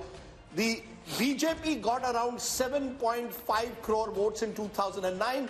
It went up by a whopping 200% to over nearly 22 crores by 2019 in a decade. The Congress vote has remained relatively static at 11 crores. So while we are looking at the BJP and the big picture of Mr. Modi winning his hat-trick, we've got to also look at the Congress party. And I think somewhere there are but two it's not stories static. there. If the pie is growing up and your portion right. say you're actually You're declining very badly. So you're not static. See, you're declining. Your vote share is remaining static. For a moment, and before we kickstart our discussion, let's take you through how this stacks up in terms of seats. We've looked at the vote share numbers. Let's take a look at how many seats each of these parties is projected to bag. The BJP, remember, had a 303 rifle that they were firing last time. This time it's 304. So it's not Mission 370. That's his rallying war cry. They're not there yet. 304 is where they stand.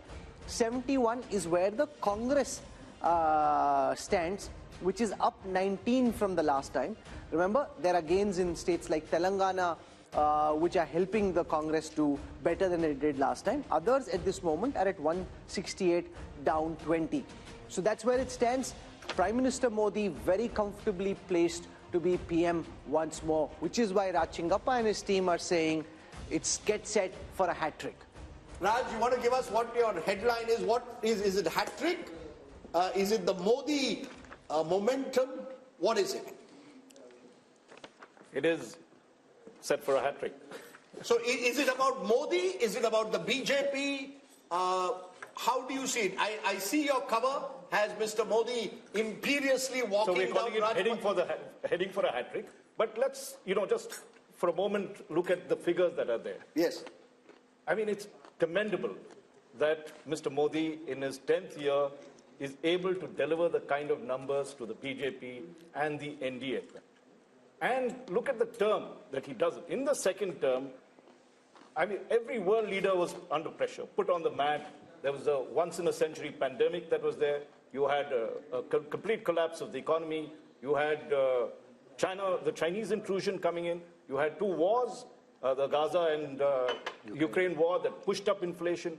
Everything that could go wrong goes wrong. And yet, when we see at the end of 10 years, Mr. Modi is not only shining, but is up there in the league of greatness, possibly statesmanship that is happening.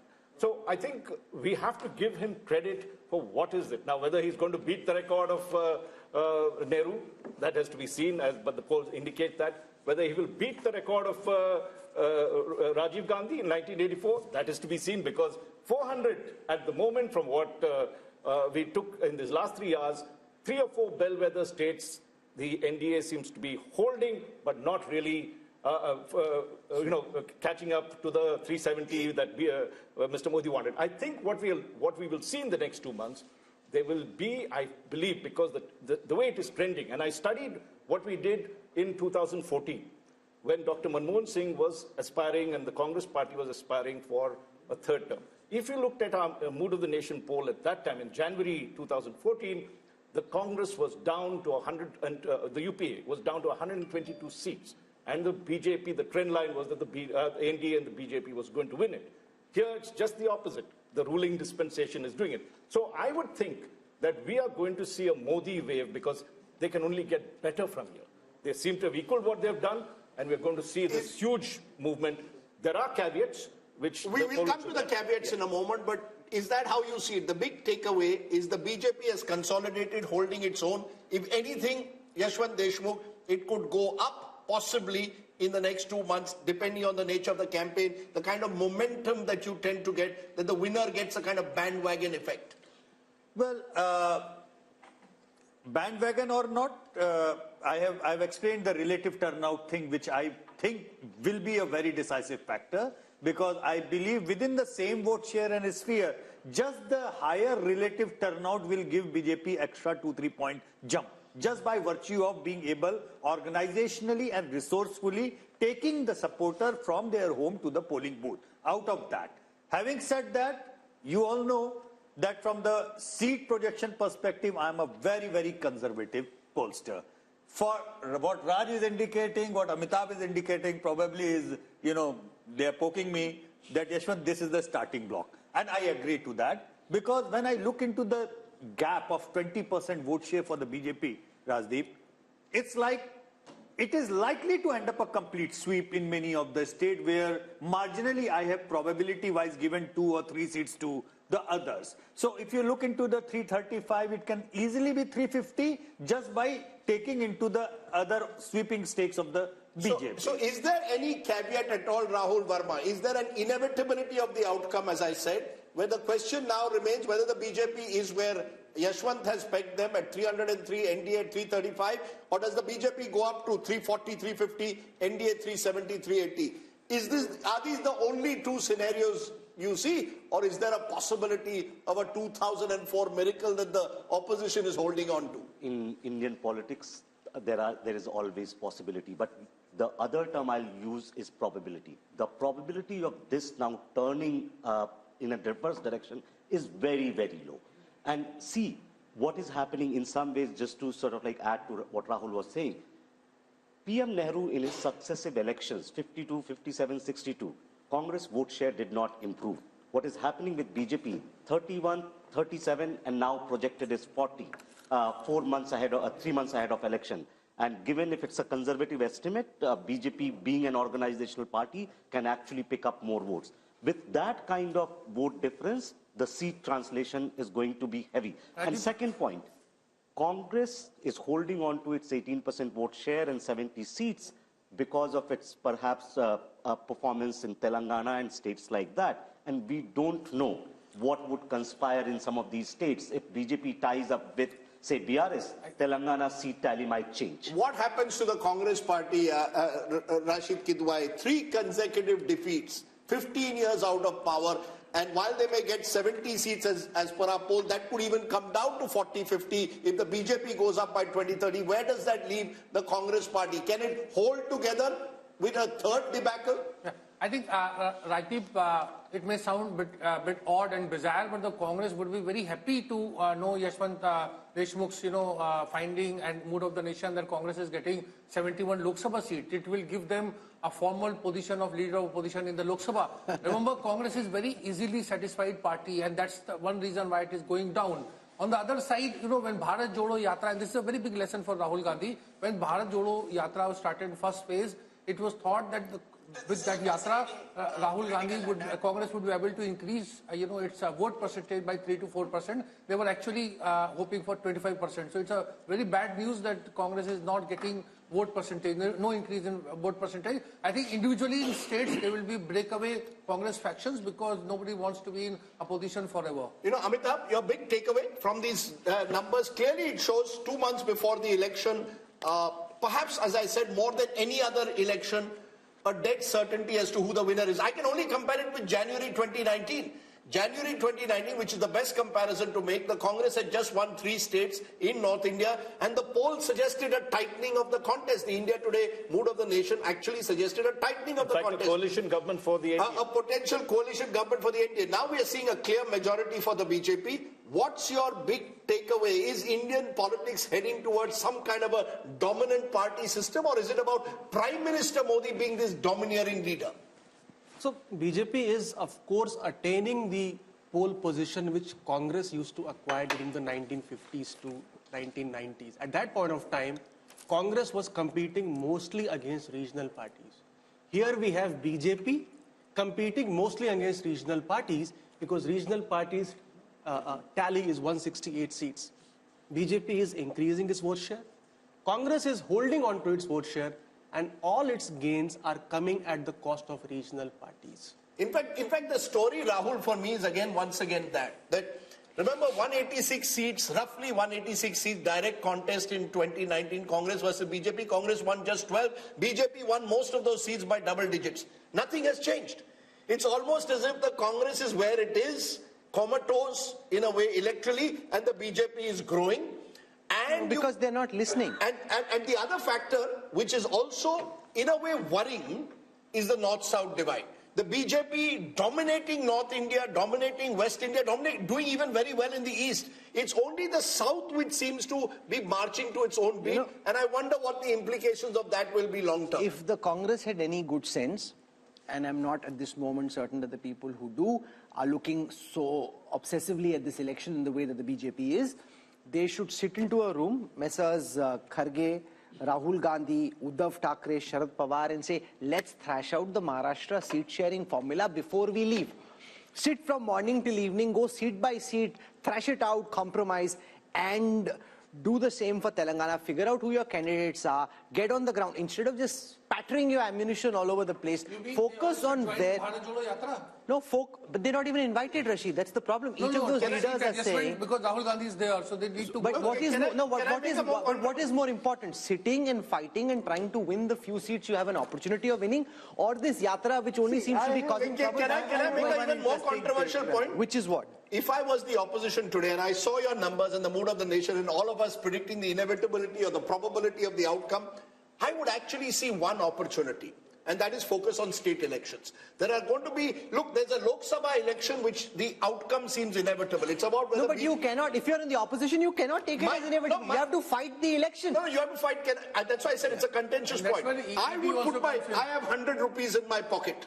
I would put at least 80 rupees of that into state elections. There's Haryana, there's Maharashtra, there's Jharkhand, there's Bihar next year, then there's a series of other elections. Look, in the Lok Sabha, you can pick up, I'm only going by the mood of the nation, Rahul. You can pick up 20, 30 seats by what you're saying, better seat adjustments, do a little bit in Maharashtra, work out your numbers. You should do that. Of course you should. Every election has to be fought.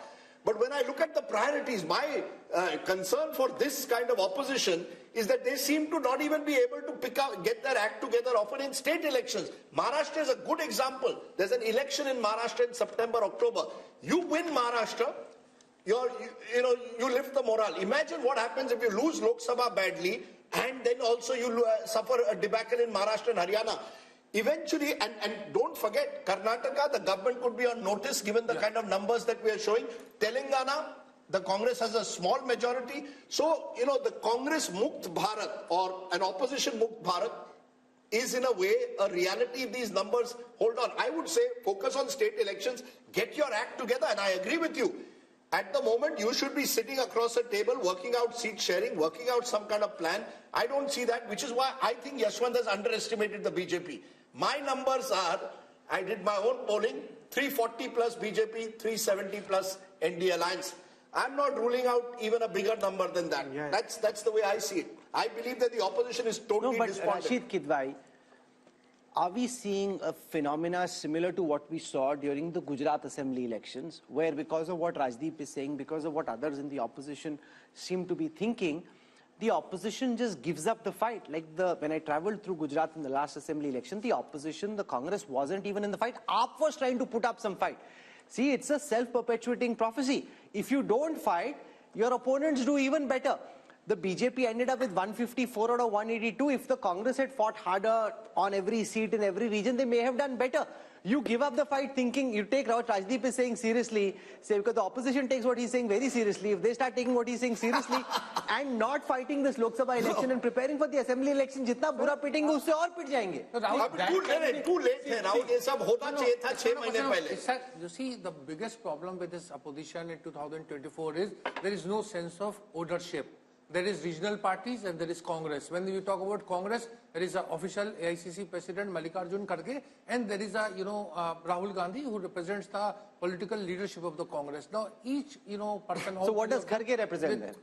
He's a Congress president, but he lacks that kind of political leadership. That's what I'm saying. There is no sense of ownership. Not and political leadership, political authority. He's not been given the political authority. Can I just come in at this point?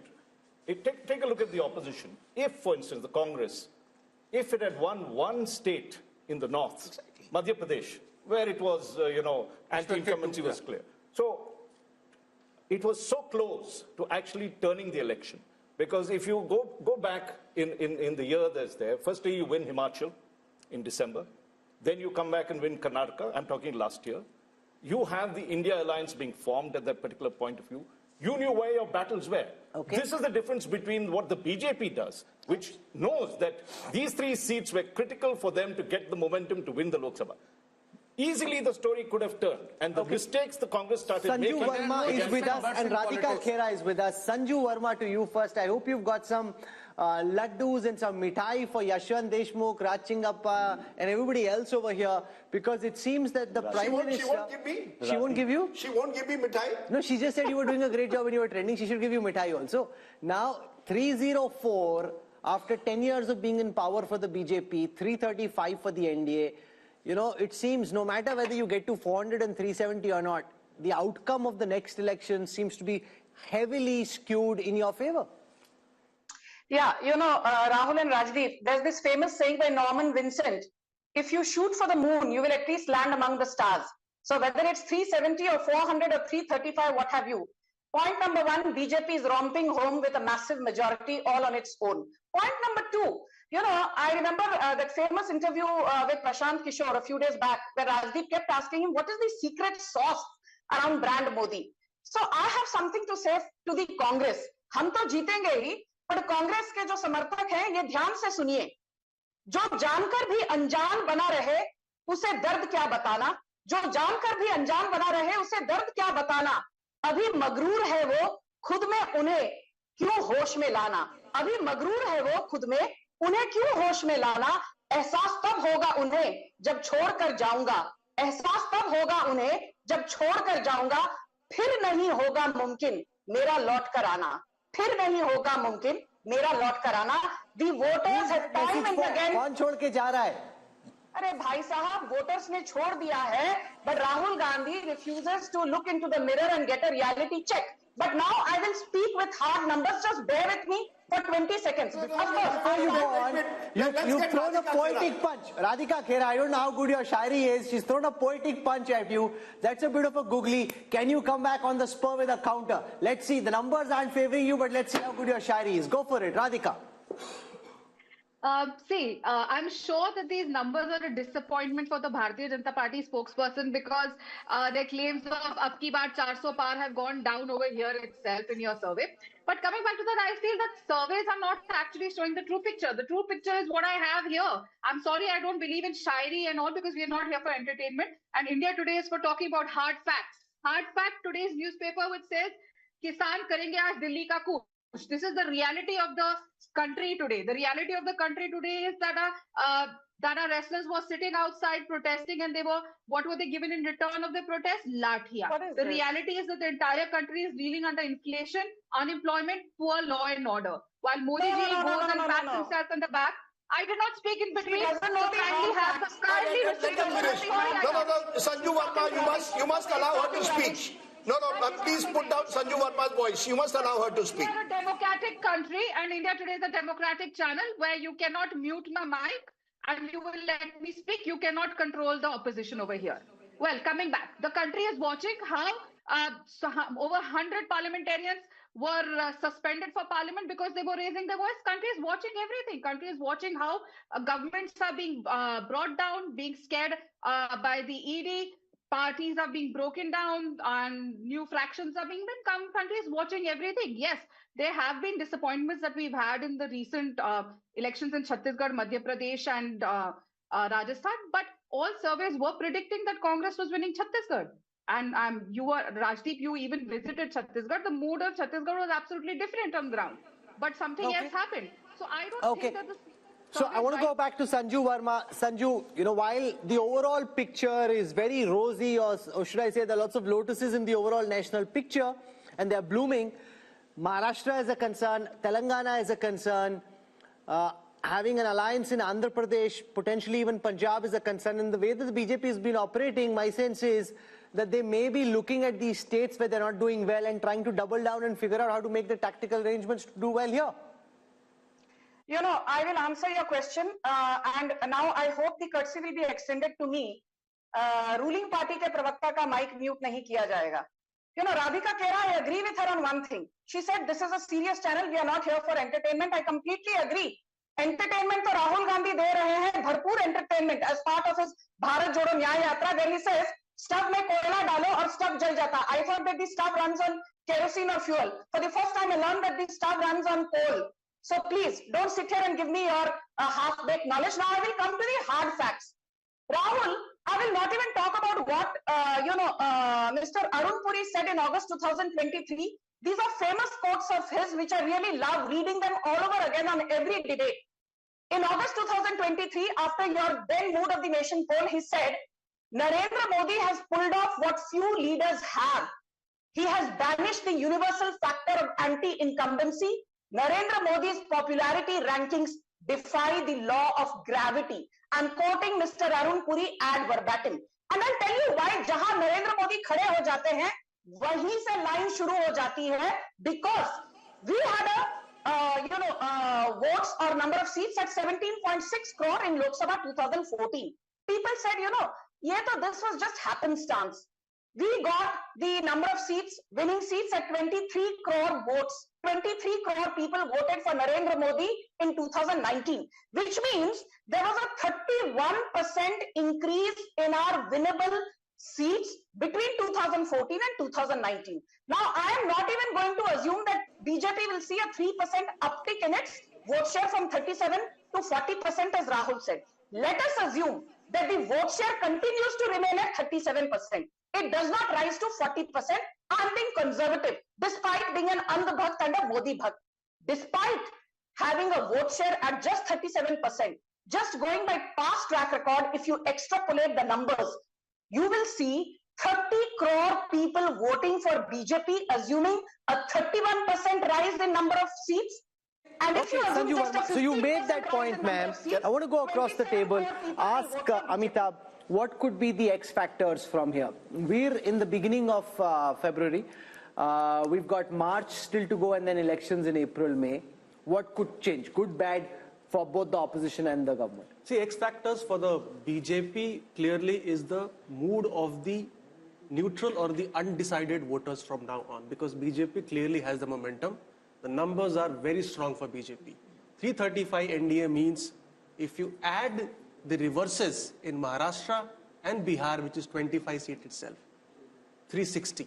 Plus you have a new ally from Andhra Pradesh, possibly 17 seats, 377. So mission 400 or 370 is not impossible. That's number one.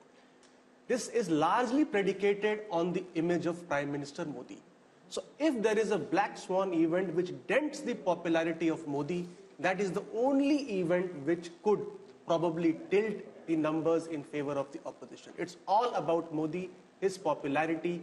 He is getting the votes for the BJP, and he is the difference between the But this is an important point, Rachingappa, that it's essentially no matter who thinks what of it, the fact is, and you can quantify this, and we'll do this tomorrow, but if the BJP is winning in the way that it is, it's because of one man. And what this country thinks of one man, what anybody on this panel thinks of that man is inconsequential.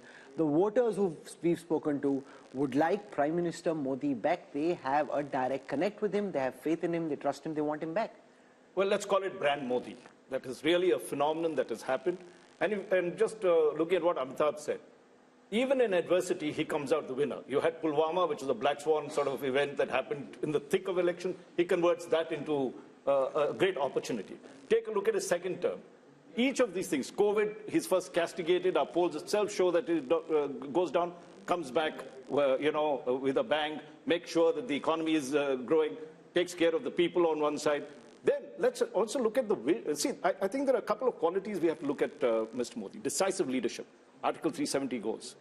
Early in the tenure that is there. Ram Temple, built at terrific speed. The Parliament House built it. Women's Reservation Bill put there.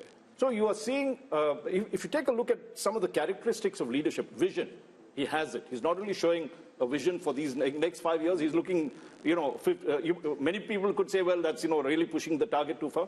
But he's giving a nation, an aspiring nation, a road to development. And I think that's very important. So he's able to balance the Hindutva sentiment, which is the cultural sentiment that you want, or the soul of the nation, with pragmatic governance, decisive leadership, and this, this quality that he demonstrates in terms of welfareism as well. So he's taken all the planks of the opposition, appropriated all of them, made it his own, and has really, that is why you're seeing he's the kind building, of results Rajdeep, a new republic. Whether anybody likes it or not, very different from the Nehruvian idea of India in the last 10 years, and he'll cement it in the next 5 if these numbers are correct. He has, in front of our eyes, built a new India. Look, as I said, the Prime Minister is a consummate politician, and it isn't easy to hold on to your popularity over an extended period of time, particularly when you've gone through several black swan events over the last decade. That is a given. I like to use sort of M factors, and I'm going to give you 7, each of which I think it's not just Mr. Modi's secret sauce. I put Mr. Modi at the top. I put machine. The BJP is a machine. And the machine... No, they built a machine. You mean machine, you think like some machine lying on the ground. Anybody can do a machine. They built a machine. Of course they built a machine, but the machine has various aspects to it. The machine knows how to use state power. It will know where, when to corner the opposition. So did the Congress when they were in opposition. So did the Congress. Sure, of course. But the Congress didn't build the structure that the BJP has built. When you say that, Mr. Modi is building a new republic, I just want to give the elements, I think, that are important as to why is he still winning. There's Prime Minister Modi, consummate politician, knows how to use power. There's the machine of the BJP, the RSS, the Sangh Parivar. There's the message. The message, interestingly, look at Mr. Modi's message in the last month since Ram Mandir. He's not focusing on Mandir, he's focusing on Viksit Bharat, talking about infrastructure projects, talking about Amrit Kal. Cleverly knows how to change the goalposts. This is over, let's move on to the next. So the opposition doesn't know what will come next. Number 3. Number 4 is money. Let's be honest, Indian elections, the oxygen of Indian elections are increasingly money. The BJP dominates that space like no other party has done. The Congress may be in its palm, but that time, the opposition was much weaker. No, but that time the Congress leaders, many of them pocketed the money themselves. There's different structure they are getting for the machine. A lot of the Congress leaders, and you know this well, pocketed. It's not as if in Maharashtra we don't have Khoke ki Rajniti. Let's not say that we institutional corruption in the manner in which there was under the UPA. That's not the case. The jury is out on that, but I'm willing to concede that the Prime Minister has made it, ensured that the party comes first at the very top. Not in the case of the Congress, individuals came ahead of the party. Then you have Mandir. I think as the survey is also going to show, Ram Mandir has taken the Prime Minister's own popularity to another level. That's where it comes that, you're crafting a new ideological republic in a way, moving away from the Nehruvian idea to a new idea of a new republic. Who knows, uniform civil code comes next. Then, and I think this is crucial, you have the Mahagathbandhan. You see, you're as good as your opposition is. If you're playing a terrible opposition, which is so badly divided, which has really made no effort to actually build on the weaknesses of the government. It's not as if the government doesn't have weaknesses. Unemployment is a problem. Our survey also shows that. What have you done to build it? You have had 4 meetings of the India Alliance, all in 5-star hotels, or 3 of them in 5-star hotels, 1 in Patna where Nitish Kumar, your convener, has gone. You made no effort to capitalize when COVID management was going wrong, to build a kind of consensus. We need change. You've not offered me a leadership or a narrative to combat Modi. I think that's an important element. You're as good as your opposition is. Finally, and I know, Rahul, this is contentious, the media. Let's be honest, no one has dominated the media space quite like Mr. Modi is. So we've never really questioned, for example, the misuse of the ED in the way that it should be. The poll also shows a number of Indians believe the ED is being misused. So I think Mr. Modi is Teflon-like. All of this comes together to make him almost impregnable, pregnable. And I think, credit to him. It's not easy in today's world to be as popular in 2024 as you were in 2014. More popular, you can say, but it's a combination of various factors. Your popularity is also dependent on how unpopular the other side is. No, but that's not Modi's fault. It's not. If his opponents don't know how to bat and bowl, how can you blame Modi for that? Rahul, who's blaming Modi? I'm giving the reasonings. The reasoning is the opposition in the last 10 years has had opportunities. Demonetization was an opportunity. COVID was an opportunity. You had the chance to question the government in a serious manner. As this poll is showing, the regional parties are holding on to their own. But the Congress has been unable to rediscover itself. So the question will also have to be asked on Rahul Gandhi's leadership at some stage. Surely, Yes. This poll, how long is the Congress going to sort of protect him? I think the biggest problem that the opposition is facing is a face. Who Modi versus who? Is it Mallikarjun Kharge? Is it Rahul Gandhi? Is it Mamata Banerjee? Is it Arvind Kejriwal? So people have no idea. Is it M.K. Stalin? Is it some other, chief minister? So, nobody knows. So therefore, Mr. Modi is having it, very easy. And the survey is indicating at that. If there was a face, if there was a, sort of caste affiliation, if there was issues, talking points attached to it, perhaps the outcome may not have been very different, but there would be something like 2019-like situation. Is he invincible? I mean, at this point of time, can we say that Mr. Modi is invincible? Could the opposition have done anything better to change the mood of the nation? Maybe a better word is unstoppable. Yes. What could it have done? There is always a possibility, but I think of politics structurally. And the nature of politics is such that opposition does not have many chances. To use a cricket analogy, if, say, Tendulkar or Virat Kohli is in full form, no matter you ball a Yorker or you ball a sort of like, a googly and spin, they will hit you. But Tendulkar has got gold, Modi has never got gold. This is why leaders are important. But think of 50s and 60s politics. Was there no leaders in opposition? There was Lohia and other things. Could they challenge Nehru and Congress party? No, because in political time, now you counted 7 things.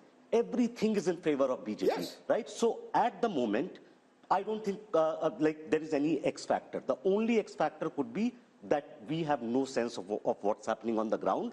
People have made up different mind and they are telling something else. So at the moment, everything is aligned in favor of Here's what I wish to say. Let's just zoom out for a moment and think of the larger picture in a more historical perspective.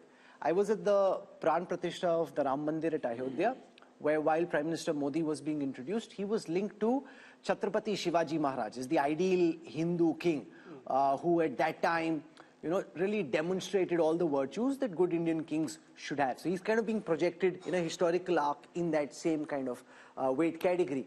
Rahul Verma, is there any contemporary political figure who comes to your mind who 10 years on, not just in India because there's no comparison here, but even internationally, 10 years after being in power, manages to increase his party's vote share by 3%. Go back in time. Who comes to your mind?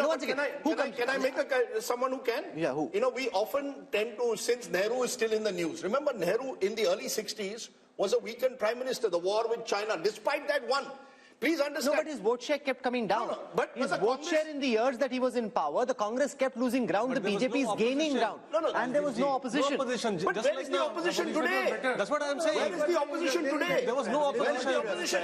I would only like, since you asked, I think only Nehru can be compared. Rahul Verma, okay, so you've got Nehru, Modi punching in the... From a party who got us independence, that kind of goodwill to Congress party after 47, with all the heavyweights of our freedom struggle on the Congress side, let's be very, very honest. The 52-53 mandate was not Mr. Nehru's mandate. 62 I'm talking about. 62, yes. But the vote share dipped. Vote share dipped a lot. No, and but there by was then no his He goes up in 57. Yeah, but in 62 and up after that, he's being punished for his actions. The people in India at this moment are rewarding Modi and the BJP for what they are seeing, far from punishing. Let's spend some time on this. Historically, who comes to your mind? Yashwant Deshmukh? No, nobody. I mean, nearest that from the... and one point which I wanted to make, where I can probably answer your question, is the hunger to win and willingness to work 24/7 to let that happen. And that thing, only person which comes to my mind is Mrs. Indira Gandhi. Yes. Besides that, no other prime minister in India had a hunger to win. I'm not restricting this conversation, Raj Chingappa, to India. Raj Chingappa, in a historical context, who comes to your mind? Somebody democratically elected. Only an authoritarian leader who knows how to fix, who knows how to fix the mandate across How the is he world. fixing the mandate? No, I'm not talking about Modi. I'm talking the only, when you say, give me an example parallelly. There are democratic countries where you will have the likes of a Putin in Russia and Erdogan in Turkey, who will know how to, in a way, manage the mandate. Erdogan had a very tough fight. He won with 6 percentage points. In a relatively free and fair system like ours, to do it over 3 elections with your popularity increasing, I think makes Prime Minister Modi sui generis. You look at Algeria, where there was, this thing that Burj Khalifa, when Nehru was there, then I went with Hamid Ansari, he was still Prime Minister. Yeah, but let's not compare Algeria with an India. I think, Rahul, you make a very good point. In a democratic society like ours, with all the pulls and pressures, with, as we are seeing in our poll, South India having a very different politics, states like Maharashtra, Bihar, Bengal, Karnataka looking tough for a while. I think Mr. Modi has done the remarkable job of holding his popularity. I will only say this, and I think this is an important point that we need to make. While we talk of the invincibility of the Prime Minister, and I think CSDS's post-poll in 2019 showed 1 out of every 3 voters voted for the BJP because of Prime Minister Modi. The BJP itself is not invincible. That's why I made the slightly controversial point that if I was the opposition, I would focus on states where Mr. Modi is not on the ticket. The BJP is weakened. You want a strategy for the future? Start from the states. The problem is you're going to make this, the India Alliance has come into this 2024 election with no clue of how they want to face up to Mr. Just to remind the viewers, Rahul, once and again, we are so damn focused on 14, 19 and probability of 24 that we are forgetting the fact that BJP as a party has lost 50% of the elections in this country in the last 10 years. 50%. Yeah. So invincibility of Mr. Modi as an individual, which the BJP is benefiting from, is not exactly the invincibility of the BJP. Number one. Number two, yes, I concede and I understand, being a conservative pollster, this is probably the starting block of BJP and the NDA. And majority of our polling was happened before the Ayodhya Pran Pratishtha. That impact has to come in, and with the way they are looking out for alliance partners and the way they are going about it, this can only go up. Having said that, if you will ask me if there is any, I don't see a black swan because nobody can predict a black swan, but one red flag, that is the complacency factor. Complacency factor was the factor which caused them. Are they looking complacent to you? No, they are not. But 2004, urban areas, the turnout dropped by 18%, and that caused the BJP. Modi is no Vajpayee. That's precisely what I was trying to say. They have learned their lessons pretty hard, and neither Modi is Vajpayee, nor Mr. Bhagwat is Mr. Sudarshan. Sure. Both the factors are remaining. Can I give you a very interesting anecdote? Just this morning, I was told by an MP, Parliament has been extended by a day. The BJP is going to put out a white paper on what the Congress did over 10 years. क्या जरूरत है अगर 300 seat मिल रहे हैं? What to put white paper? लगता है desperate है. Desperate nahi hai. They want to take that 320, 330 that the mood of the nation is good because he wanted to know the numbers. 320, 330 to 370, 375. Ek din bhi nahi chodna hai parliament ka. If we can get an extra Saturday in, where all the TV channels for 7-8 hours will talk about this white paper, keep the mahal going. So there is no complacency. On the other hand, it's like a team which has scored 350 runs is sure to win. But things, yeah, last 10 overs, all 100 run karke 450 jate. Amitabh Tiwari, look at how this 400 par is seeping into the psyche of the opposition. The Congress guests we had today, even Kharge ji in parliament, they are referring to 400 par. They should be dissing the idea of it's like you have the most, forget ideology for a moment, you have the most competent practitioner of the political craft up against the most inept practitioners of politics in the Congress. You are right. That is why when you have them go head to head. What Modi did, sorry, Raj, just a quick point. I think one, when you look at what he's done in terms of 370 and 400 for the NDA, he's addressing what the concerns Yashwant was talking about. He has pushed the bar even further, higher and better.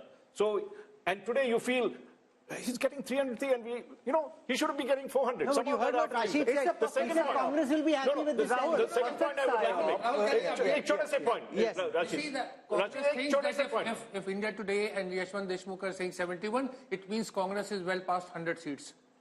That's how they're thinking. Yeah. No, I just have a quick addition to this one.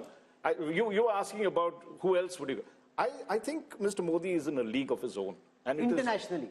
Internationally, yes. And see, we are the world's largest democracy. I think we have produced great leaders. Precisely. You may not agree with Nehru or what he did. Kamit Diyar, it was Nehru.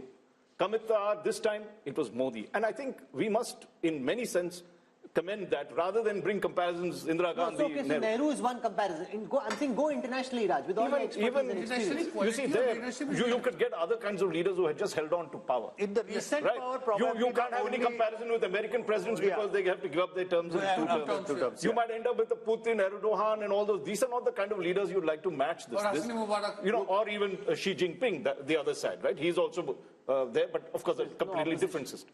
So if you really look in terms of democratic nations, as I said, he's in a league of his own. I don't think we need to bring comparisons. Here's a person, as Rajdeep described, we had talked of leadership. We have to appreciate that. May like him, may not like him. There is something about him that is, converted a nation of 1.6. I think, again, I completely agree with Raj, and just to add to him, see, what sets Modi apart from everyone, that, see, Nehru inherited a party and an organization. Modi also inherited.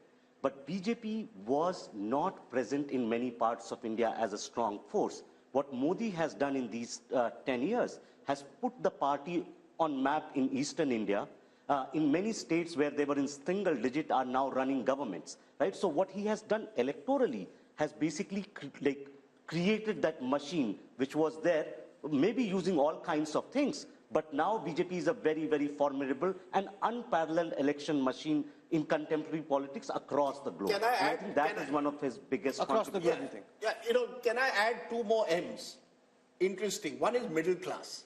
I remember Arun Jaitley telling me this 10 years. He says, as India becomes more and more middle class country, he believed that the BJP was there at the right place, right tap to capture on the energies of this middle class. I believe post 1991, ironically, the Congress party didn't capitalize on the zeitgeist of this new India. They went in the other direction when they should have actually taken credit for Manmohanomics, built this middle class constituency. Look at across urban India, and as India gets more and more urbanized, look at BJP's performance across urban areas. Mr. Modi is popular in both rural and urban. We forget the Labharti scheme and the impact that has had, direct benefit transfer, using it to put money in people's hands. But I think middle class has become a core constituency of the BJP, and they've built around that. And whether we like it or not, it's maybe the elephant in the room to some majoritarianism. Particularly in North India, there is a sense of a Hindu majority. The point you made, a new republic, somewhere it's the Hindu assertion. That also is a major factor. When I add Labharti and Hindu assertion, I don't think you can win an election. But which government in the past, Rajdeep, has spoken of making India a developed country and set a timeline for it? Sure. And actually then mobilize the will and try to build the circumstances which allow us to move in that direction. This is the only other government that I know. Rahul, there I want to only put one small caveat, which is there are areas of darkness in this country. Let's be honest. Whether it's the ethnic No, but there are areas of darkness in the United States. There are areas of darkness in Europe. Rahul, just as I believe the middle class has arrived, unemployment is a serious crisis. It's going to get worse in the era of automation. In education systems will not be able to match what the new market needs. I just think let's not say that we've reached there. No, Mr. Modi is offering a dream. Mr. Modi is offering a dream and making the effort to achieve that dream. And he's offering a dream. He's offering a vision, and he's making the effort to take us in that direction. So it's not as if he's sitting on his laurels. But then aspiration is not just middle class, Rajdeep. Middle class is like 50 shades of grey. Anybody who is not in BPL family is a middle class. Okay. So from lower middle class to middle class to the higher middle class, it's an aspirational class. And he is a person who is showing a vision and a dream that, okay, you are maybe suffering, but what the India which I'm trying to make will be a great India for your kids, your grandchildren. And he's working towards that. But then tell me, if this was also perfect, the double engine, as we saw in certain states, doesn't work. I think India is too complicated to reduce it to, Modi's captured the attention of all of India in every election. That's why he's captured it in a presidential style. In elections, increasingly are presidential at the national level. Mera leader kaun hoga? Mera prime minister kaun hoga? Mr. Modi, with his consummate ability as a communicator, and the point I keep making, Rahul, which Prashant Kishore also now makes, Mr. Modi's been around 50 years in politics. He's seen various, these black swan events, you're able to conquer sometimes through your past experience. It's like a journalist. If you've been 40 years, we can do live program. Pehle saal, it was a struggle. Mr. Modi's been there. He's done the hard yards. Let's give him credit. He's been in power since 2002. He's been in power for 22 years, and that gives him experience of hand. On the other side, he's become elite. You've got regional leaders who've been stuck in their states. I think one of Mr. Modi's major achievements is from Gujarat Chief Minister. When he became Gujarat Chief Minister, we thought, ye kaise banega, RSS ka aadmi hai, has no experience in governance. When he becomes Prime Minister, we said, yeah, Prime Minister kaise banega? You said. Look, no, one minute. I will say this, and I have proved Mr. Javed Akhtar at a dinner in 2012. 1 week after Modi won Gujarat a third time, he said, yaar, kya lagta hai, Modi ji aayenge center pe? To maine kaha, hai, I think Modi ji will come to the center. I think he will win the elections. 2012 December, before he tilted. He said, nahi, he is haunted by 2002, nahi ho sakta hai. I said, sir, there comes a time when a person can sort of go beyond his sort of past to the future. So I will not take that, but I will say this, that he surprised people. I would certainly. And he continues to surprise people. He continues to surprise. He continues to surprise the same people who never cease to be surprised. But that's a different matter. That's a good line. That's a good line. No, but it's true. It's true. That's true. The thing is that, see, the matter of fact is that he works hard. And I think pretty much, and I've said this to Raj, that, as one of my physics professors, he never used to give us marks on the final answer of the numericals. He used to give us the marks on what did we attempt. Dimag lagaya ki nahi lagaya, koshish ki nahi ki. I think Indian voters are coming to an age where they want to see the leaders make an effort. If you make an effort, they are even willing to own up your failures. See how people have owned up his demonetization failure. Okay. People, majority of them say, galat tha, lekin sahi niyat se kiya. Okay. Now, so we are out of time. We are out of time. We need to finish. There are two politicians which are fascinating in that sense, using this effort point. One is Mr. Modi, one in a very different way, Naveen Patnaik.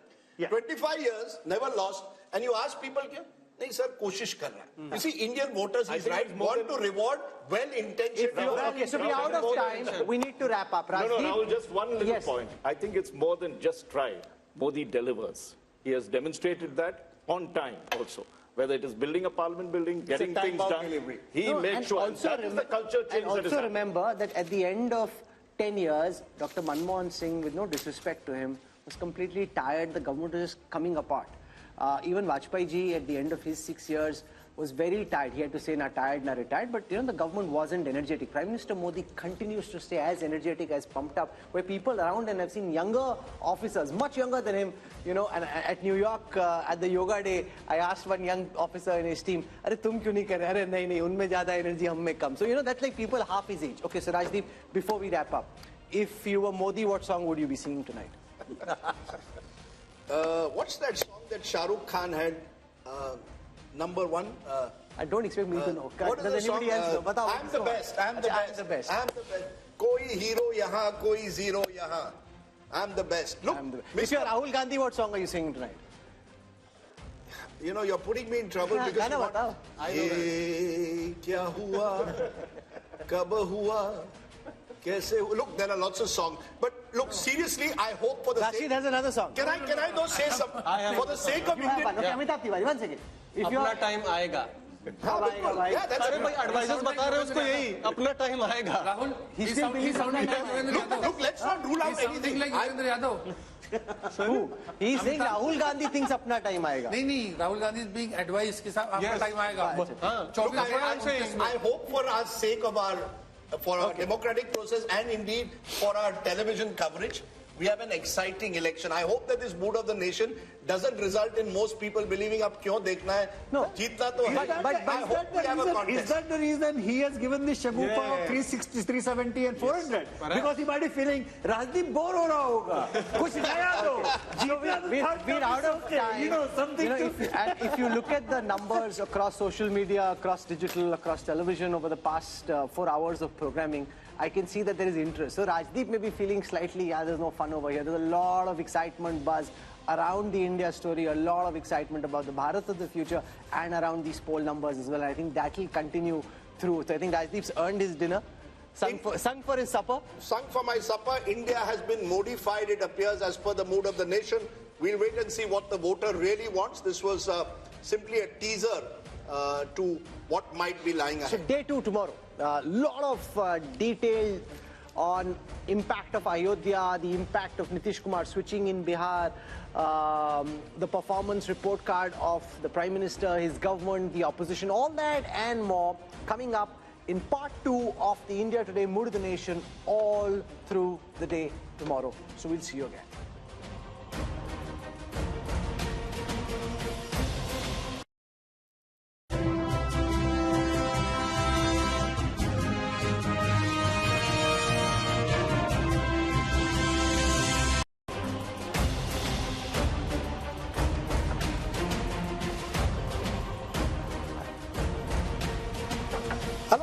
You're with the India Today Mood of the Nation biannual survey brought to you in partnership with C-Voter, which has done this comprehensive nationwide survey at a time when all eyes are on the big question: who will win the general elections of 2024? That's the question that we're going to answer in a detailed manner this time, but not just the big picture. We'll be going state by state to bring you all the results you've been waiting for. This is the last Mood of the Nation opinion poll before the general elections of 2024, which is what makes this that much more important, and so much rides on the results of this Mood of the Nation opinion poll. Let's introduce you to our guests who are going to join us over the next several hours as we bring you the results of the Mood of the Nation poll. I want to start by introducing Yashwant Deshmukh, lead cephalogist at C-Voter. He's got this fancy Himachali cap on and has been working very hard over the last several weeks, and lots of changes, Rajdeep, in the chess drawing board, forcing revisions in the MOTN sample. So he's really been working doubly hard, not just because of us, but also because of all the changes that And there could be more changes within the next month. Change is the only constant. Next month or tonight, tomorrow, there could be changes galore, and therefore we'll have to keep looking at these numbers very carefully. Flanking him is Raj Chingappa, editorial director at India Today magazine. He and his team have worked on compiling and dissecting the results of this poll, and you can read the analysis in the new issue of the magazine, which is out in stands now. We've got Amitabh Tiwari, who's joining us, political analyst, and to our left we've got Rahul Verma. Rashid Khidwai joins us, and we got Sanjay Kumar from CSDS. So this is really as sharp a political panel as can be, and I'm discounting myself. And no, I'm keeping Rajdeep there, discounting myself, but a very sharp panel on this. So what we'll do for a moment is take you through the methodology. adopted by C voter for this poll, and then we'll go state by state in getting you the results of this poll. So this Mood of the Nation opinion poll was done between the 15th of December and the 28th of January. Largely, some polling happened later when there were specific changes like there were in Bihar, but largely between the 15th of December and the 28th of January.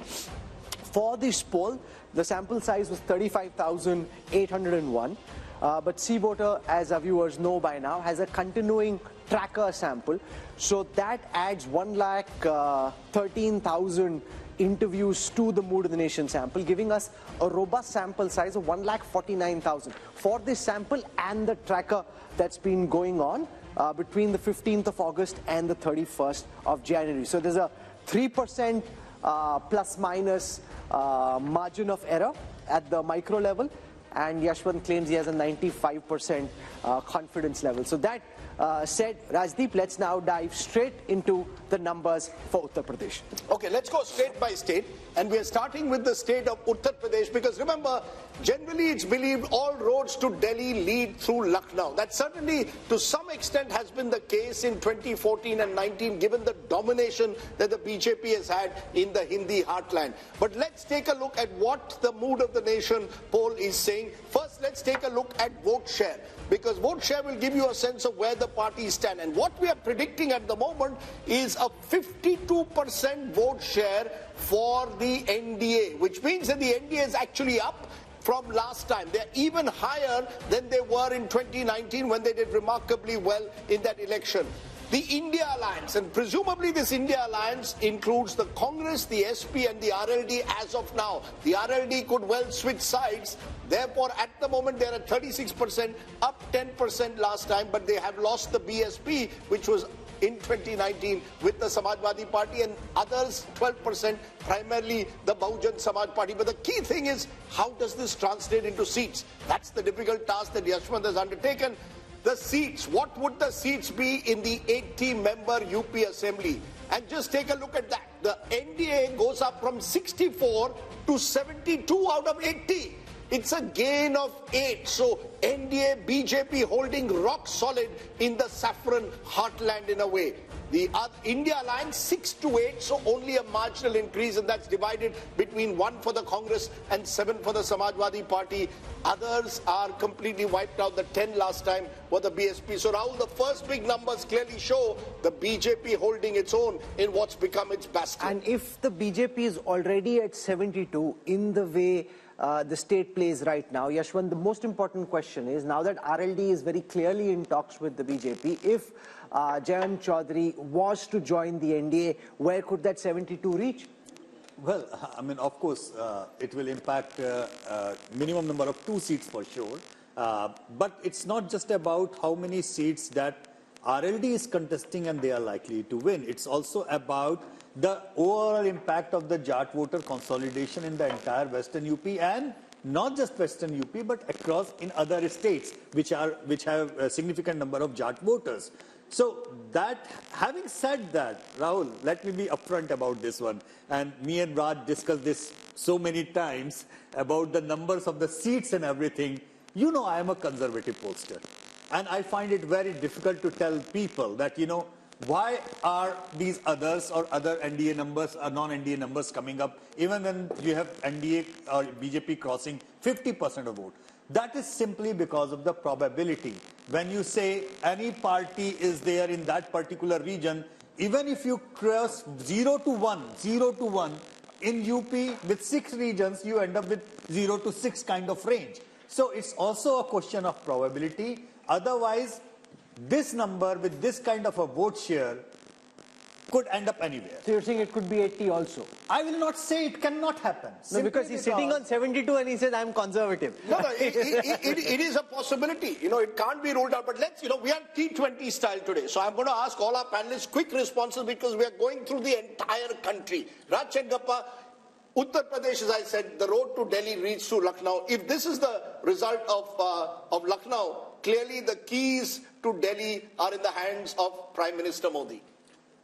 No doubt Uttar Pradesh is the bellwether state, and if it is showing the kind of results that the India Today C voter poll is showing, the BJP is on its way. I would only like to point out a little bit of history because the Prime Minister Modi had said he'd want to win 405 seats and for the BJP 370 seats. So if you look back, the only person who did that was Rajiv Gandhi, who won 405, and of course subsequently it became 414 when Assam and Punjab were added on. And at that time in UP, that was the undivided UP, I think the Congress won 82 out of 85 seats. It was a sweep.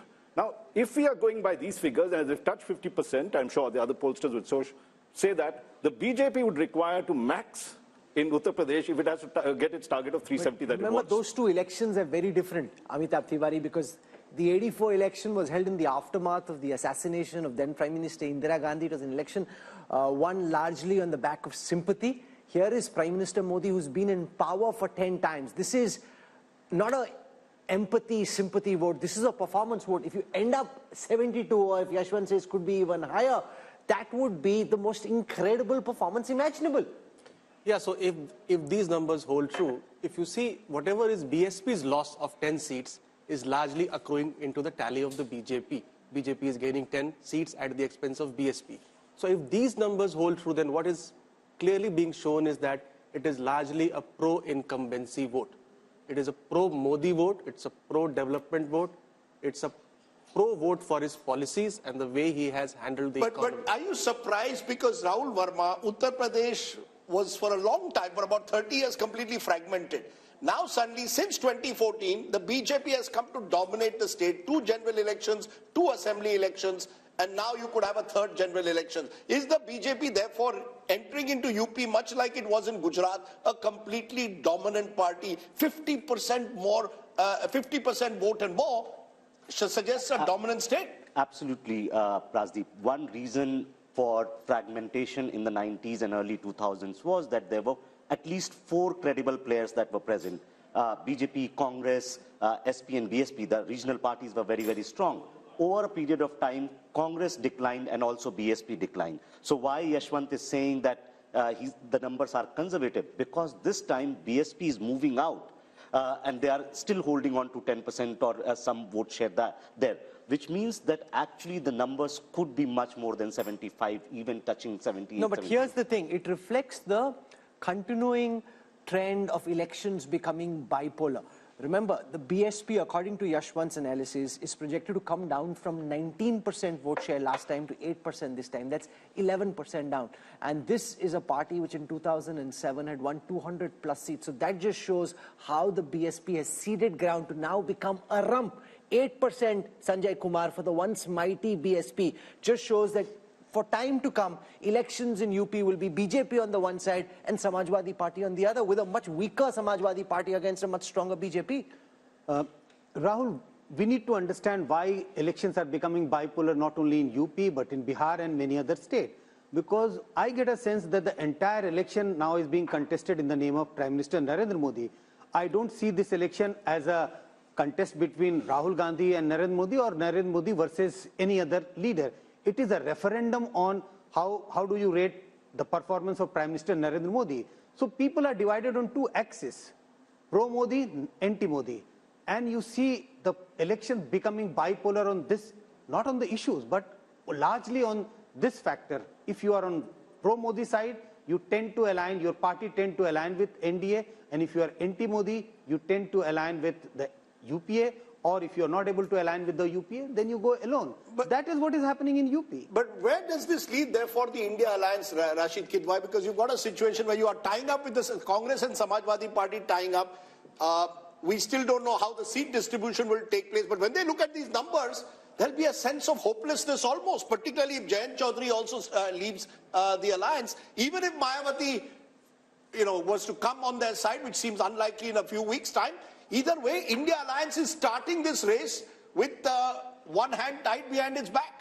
Yes, Rajdeep, there is a total sense of despondency, but I still think Mayawati is the biggest insurance policy that BJP has in Uttar Pradesh. Imagine this 8-10% vote going to India Alliance would have made material difference. And second thing is how many Gandhis, 3 Gandhis, Rahul, Sonia and Priyanka, how many of them are going to be in fray? because unless they contest, and same applies to Samajwadi Party, Akhilesh Yadav and Dimple Yadav and all those people, credible people. So what's your sense? Will any of the Gandhis contest now? Given these numbers? I think they are looking for Rajya Sabha route. At least one of them will get into No, but I Rajya don't Sabha. agree with Rashid Kidwai. He says BSP joining the India alliance makes a difference. Even if I add 36 and 8, that's 44 up against 51 for 52 for the NDA. It still leaves them 6 short. No, but So even if there is perfect transfer of votes, even if there is perfect transfer of votes, which we saw in the last elections when they were both stronger in the BJP, not as strong, it still didn't make a difference. Look, Rahul, BJP is the dominant party of UP. There's no doubt about that.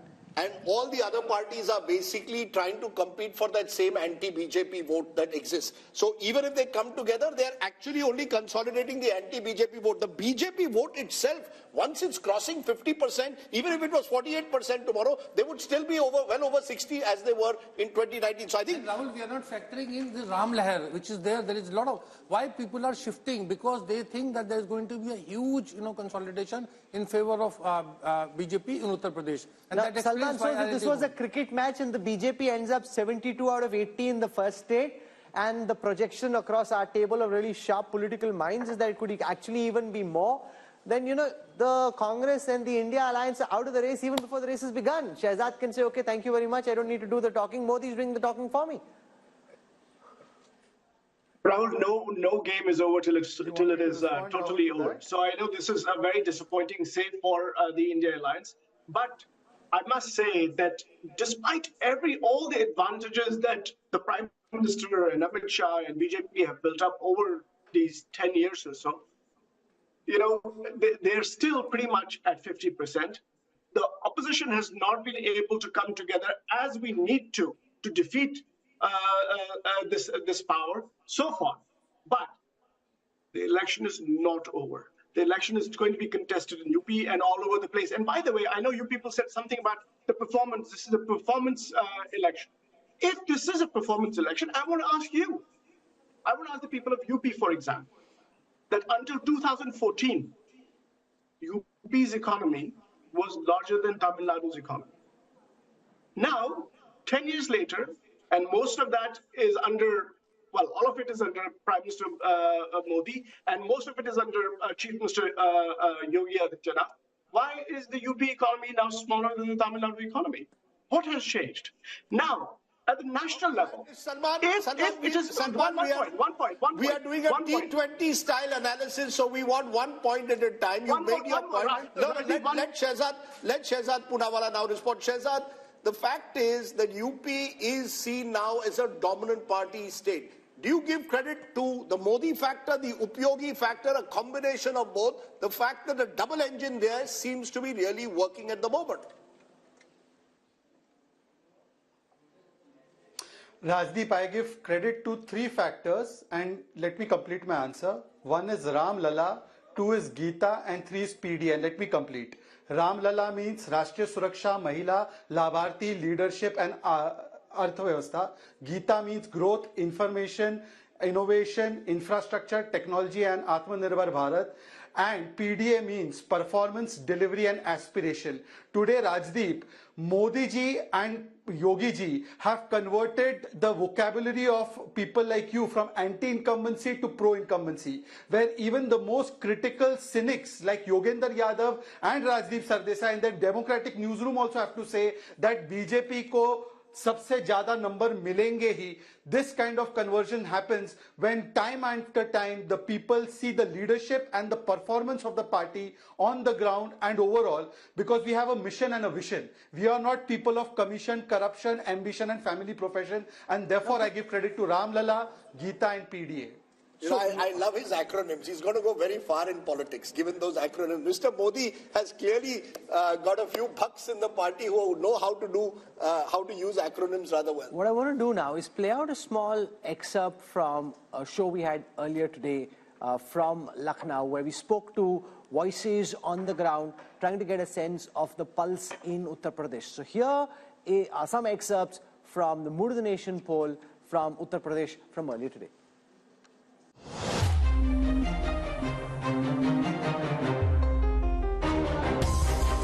Joining joining you from the city of Lucknow, and once again, if political cliches could hold true, nothing.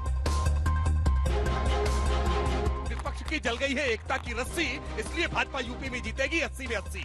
मुझे लगता है यहाँ पर बैठ के लच्छेदार बातें करना और थोड़ी बहुत शेरो शायरी कर लेना एक चीज है। आप धरातल पर आके असलियत देख लीजिए। हम पूरे विश्वास के साथ कह रहे हैं कि कांग्रेस पार्टी का उत्तर प्रदेश में खाता नहीं खुलने देंगे। युवा चाहता है रोजगार, और रोजगार के नाम पर आप कहते हैं पकौड़े तल लो। केवल भारतीय जनता पार्टी है जो बढ़ती हुई दिखाई दे रही है, बाकी सारे राजनीतिक दल आपको गिरते हुए दिखाई दे रहे हैं। आप सबके अकाउंट में 15 लाख आ गए, 2 करोड़ बेरोजगार मिल गया, नहीं मिला। और जब अलायंस करना था ना, तब राहुल जी के प्रोजेक्शन के लिए उनकी एक यात्रा प्लान कर दी गई, और जहाँ जहाँ चरण पड़े राहुल के ताता बंटाधार हुआ। जैसे जैसे यात्रा प्रारंभ हुई, एक एक करके अलायंस लगातार छूटते जा रहे हैं। Shouldn't the India Alliance actually look at bringing in Mayawati, because the 8% vote share could also, she might not win a single seat. As far as Behan Mayawati is concerned, I think it's really up to her what she would want to do. 370 हम कह रहे हैं क्योंकि 370 हमने हटाई है। I want to come now to the state of Punjab, and just keep in mind that the numbers that you're about to see assume that the Aam Aadmi Party and the Congress will find a way of fighting together. But this is a state where AAP and Congress are 1 and 2, and whenever two parties are 1 and 2, they typically find it very difficult to be able to distribute seats amongst themselves. Between 2 and 3, it's much easier than it is between parties that are 1 and 2. But since that's the way it is seeming on the surface, that's the calculation that we're about to show you. So here are the numbers for Punjab. I'm going to start by taking a look at the vote share numbers first. The BJP had 10% vote share in the previous Lok Sabha elections. That's now projected to go up to 17. That's 7% up. The Aam Aadmi Party had 7% vote share in the last Lok Sabha elections. That's now projected to go up to 27. That's 20% up from the last time. The Congress had 40% vote share in the last elections. That's now projected to come down to 38. That's 2% down from the last time. The Akalis had 28% vote share. That's now projected to come down to 14, a loss of 14% for the once formidable Akalis. Let's take a look at how this converts into seats. So on your screen right now, for the 13 seats of Punjab, here are the C Voter India Today Mood the Nation projections. C Voter is projecting that the BJP is likely to stay at 2 seats. They're likely to stay at 2. What's gone out from the NDA kitty there are the Akali seats. The AAP is expected to be at 5 seats. That's up 4 from the last time if we see the party-wise breakup of these seats. The Akalis were at 2. That's likely to come down to 1. So the BJP holds on to its 2 seats. The AAP goes up from 1 to 5. Remember, in the first election they fought in 2014, they had 4 seats. So they go up to 5 this time. The Congress at 5. They were 8 last time, so they're down 3. And the Akalis are at 1, down 2. Now what could change potentially, Yashwant, is if at the last moment the Akalis and the BJP are able to tie, because behind the scenes there's a lot happening.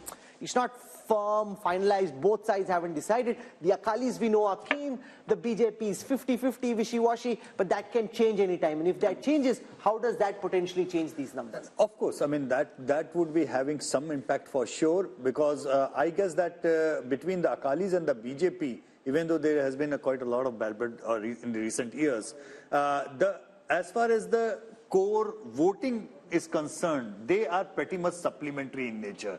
The core has been anti-Congress vote at large, which the Akalis and the BJPs have been tending together. So this separation might have split it vertically, because BJP ran away with the Hindu votes and Akalis were with their Panthik votes.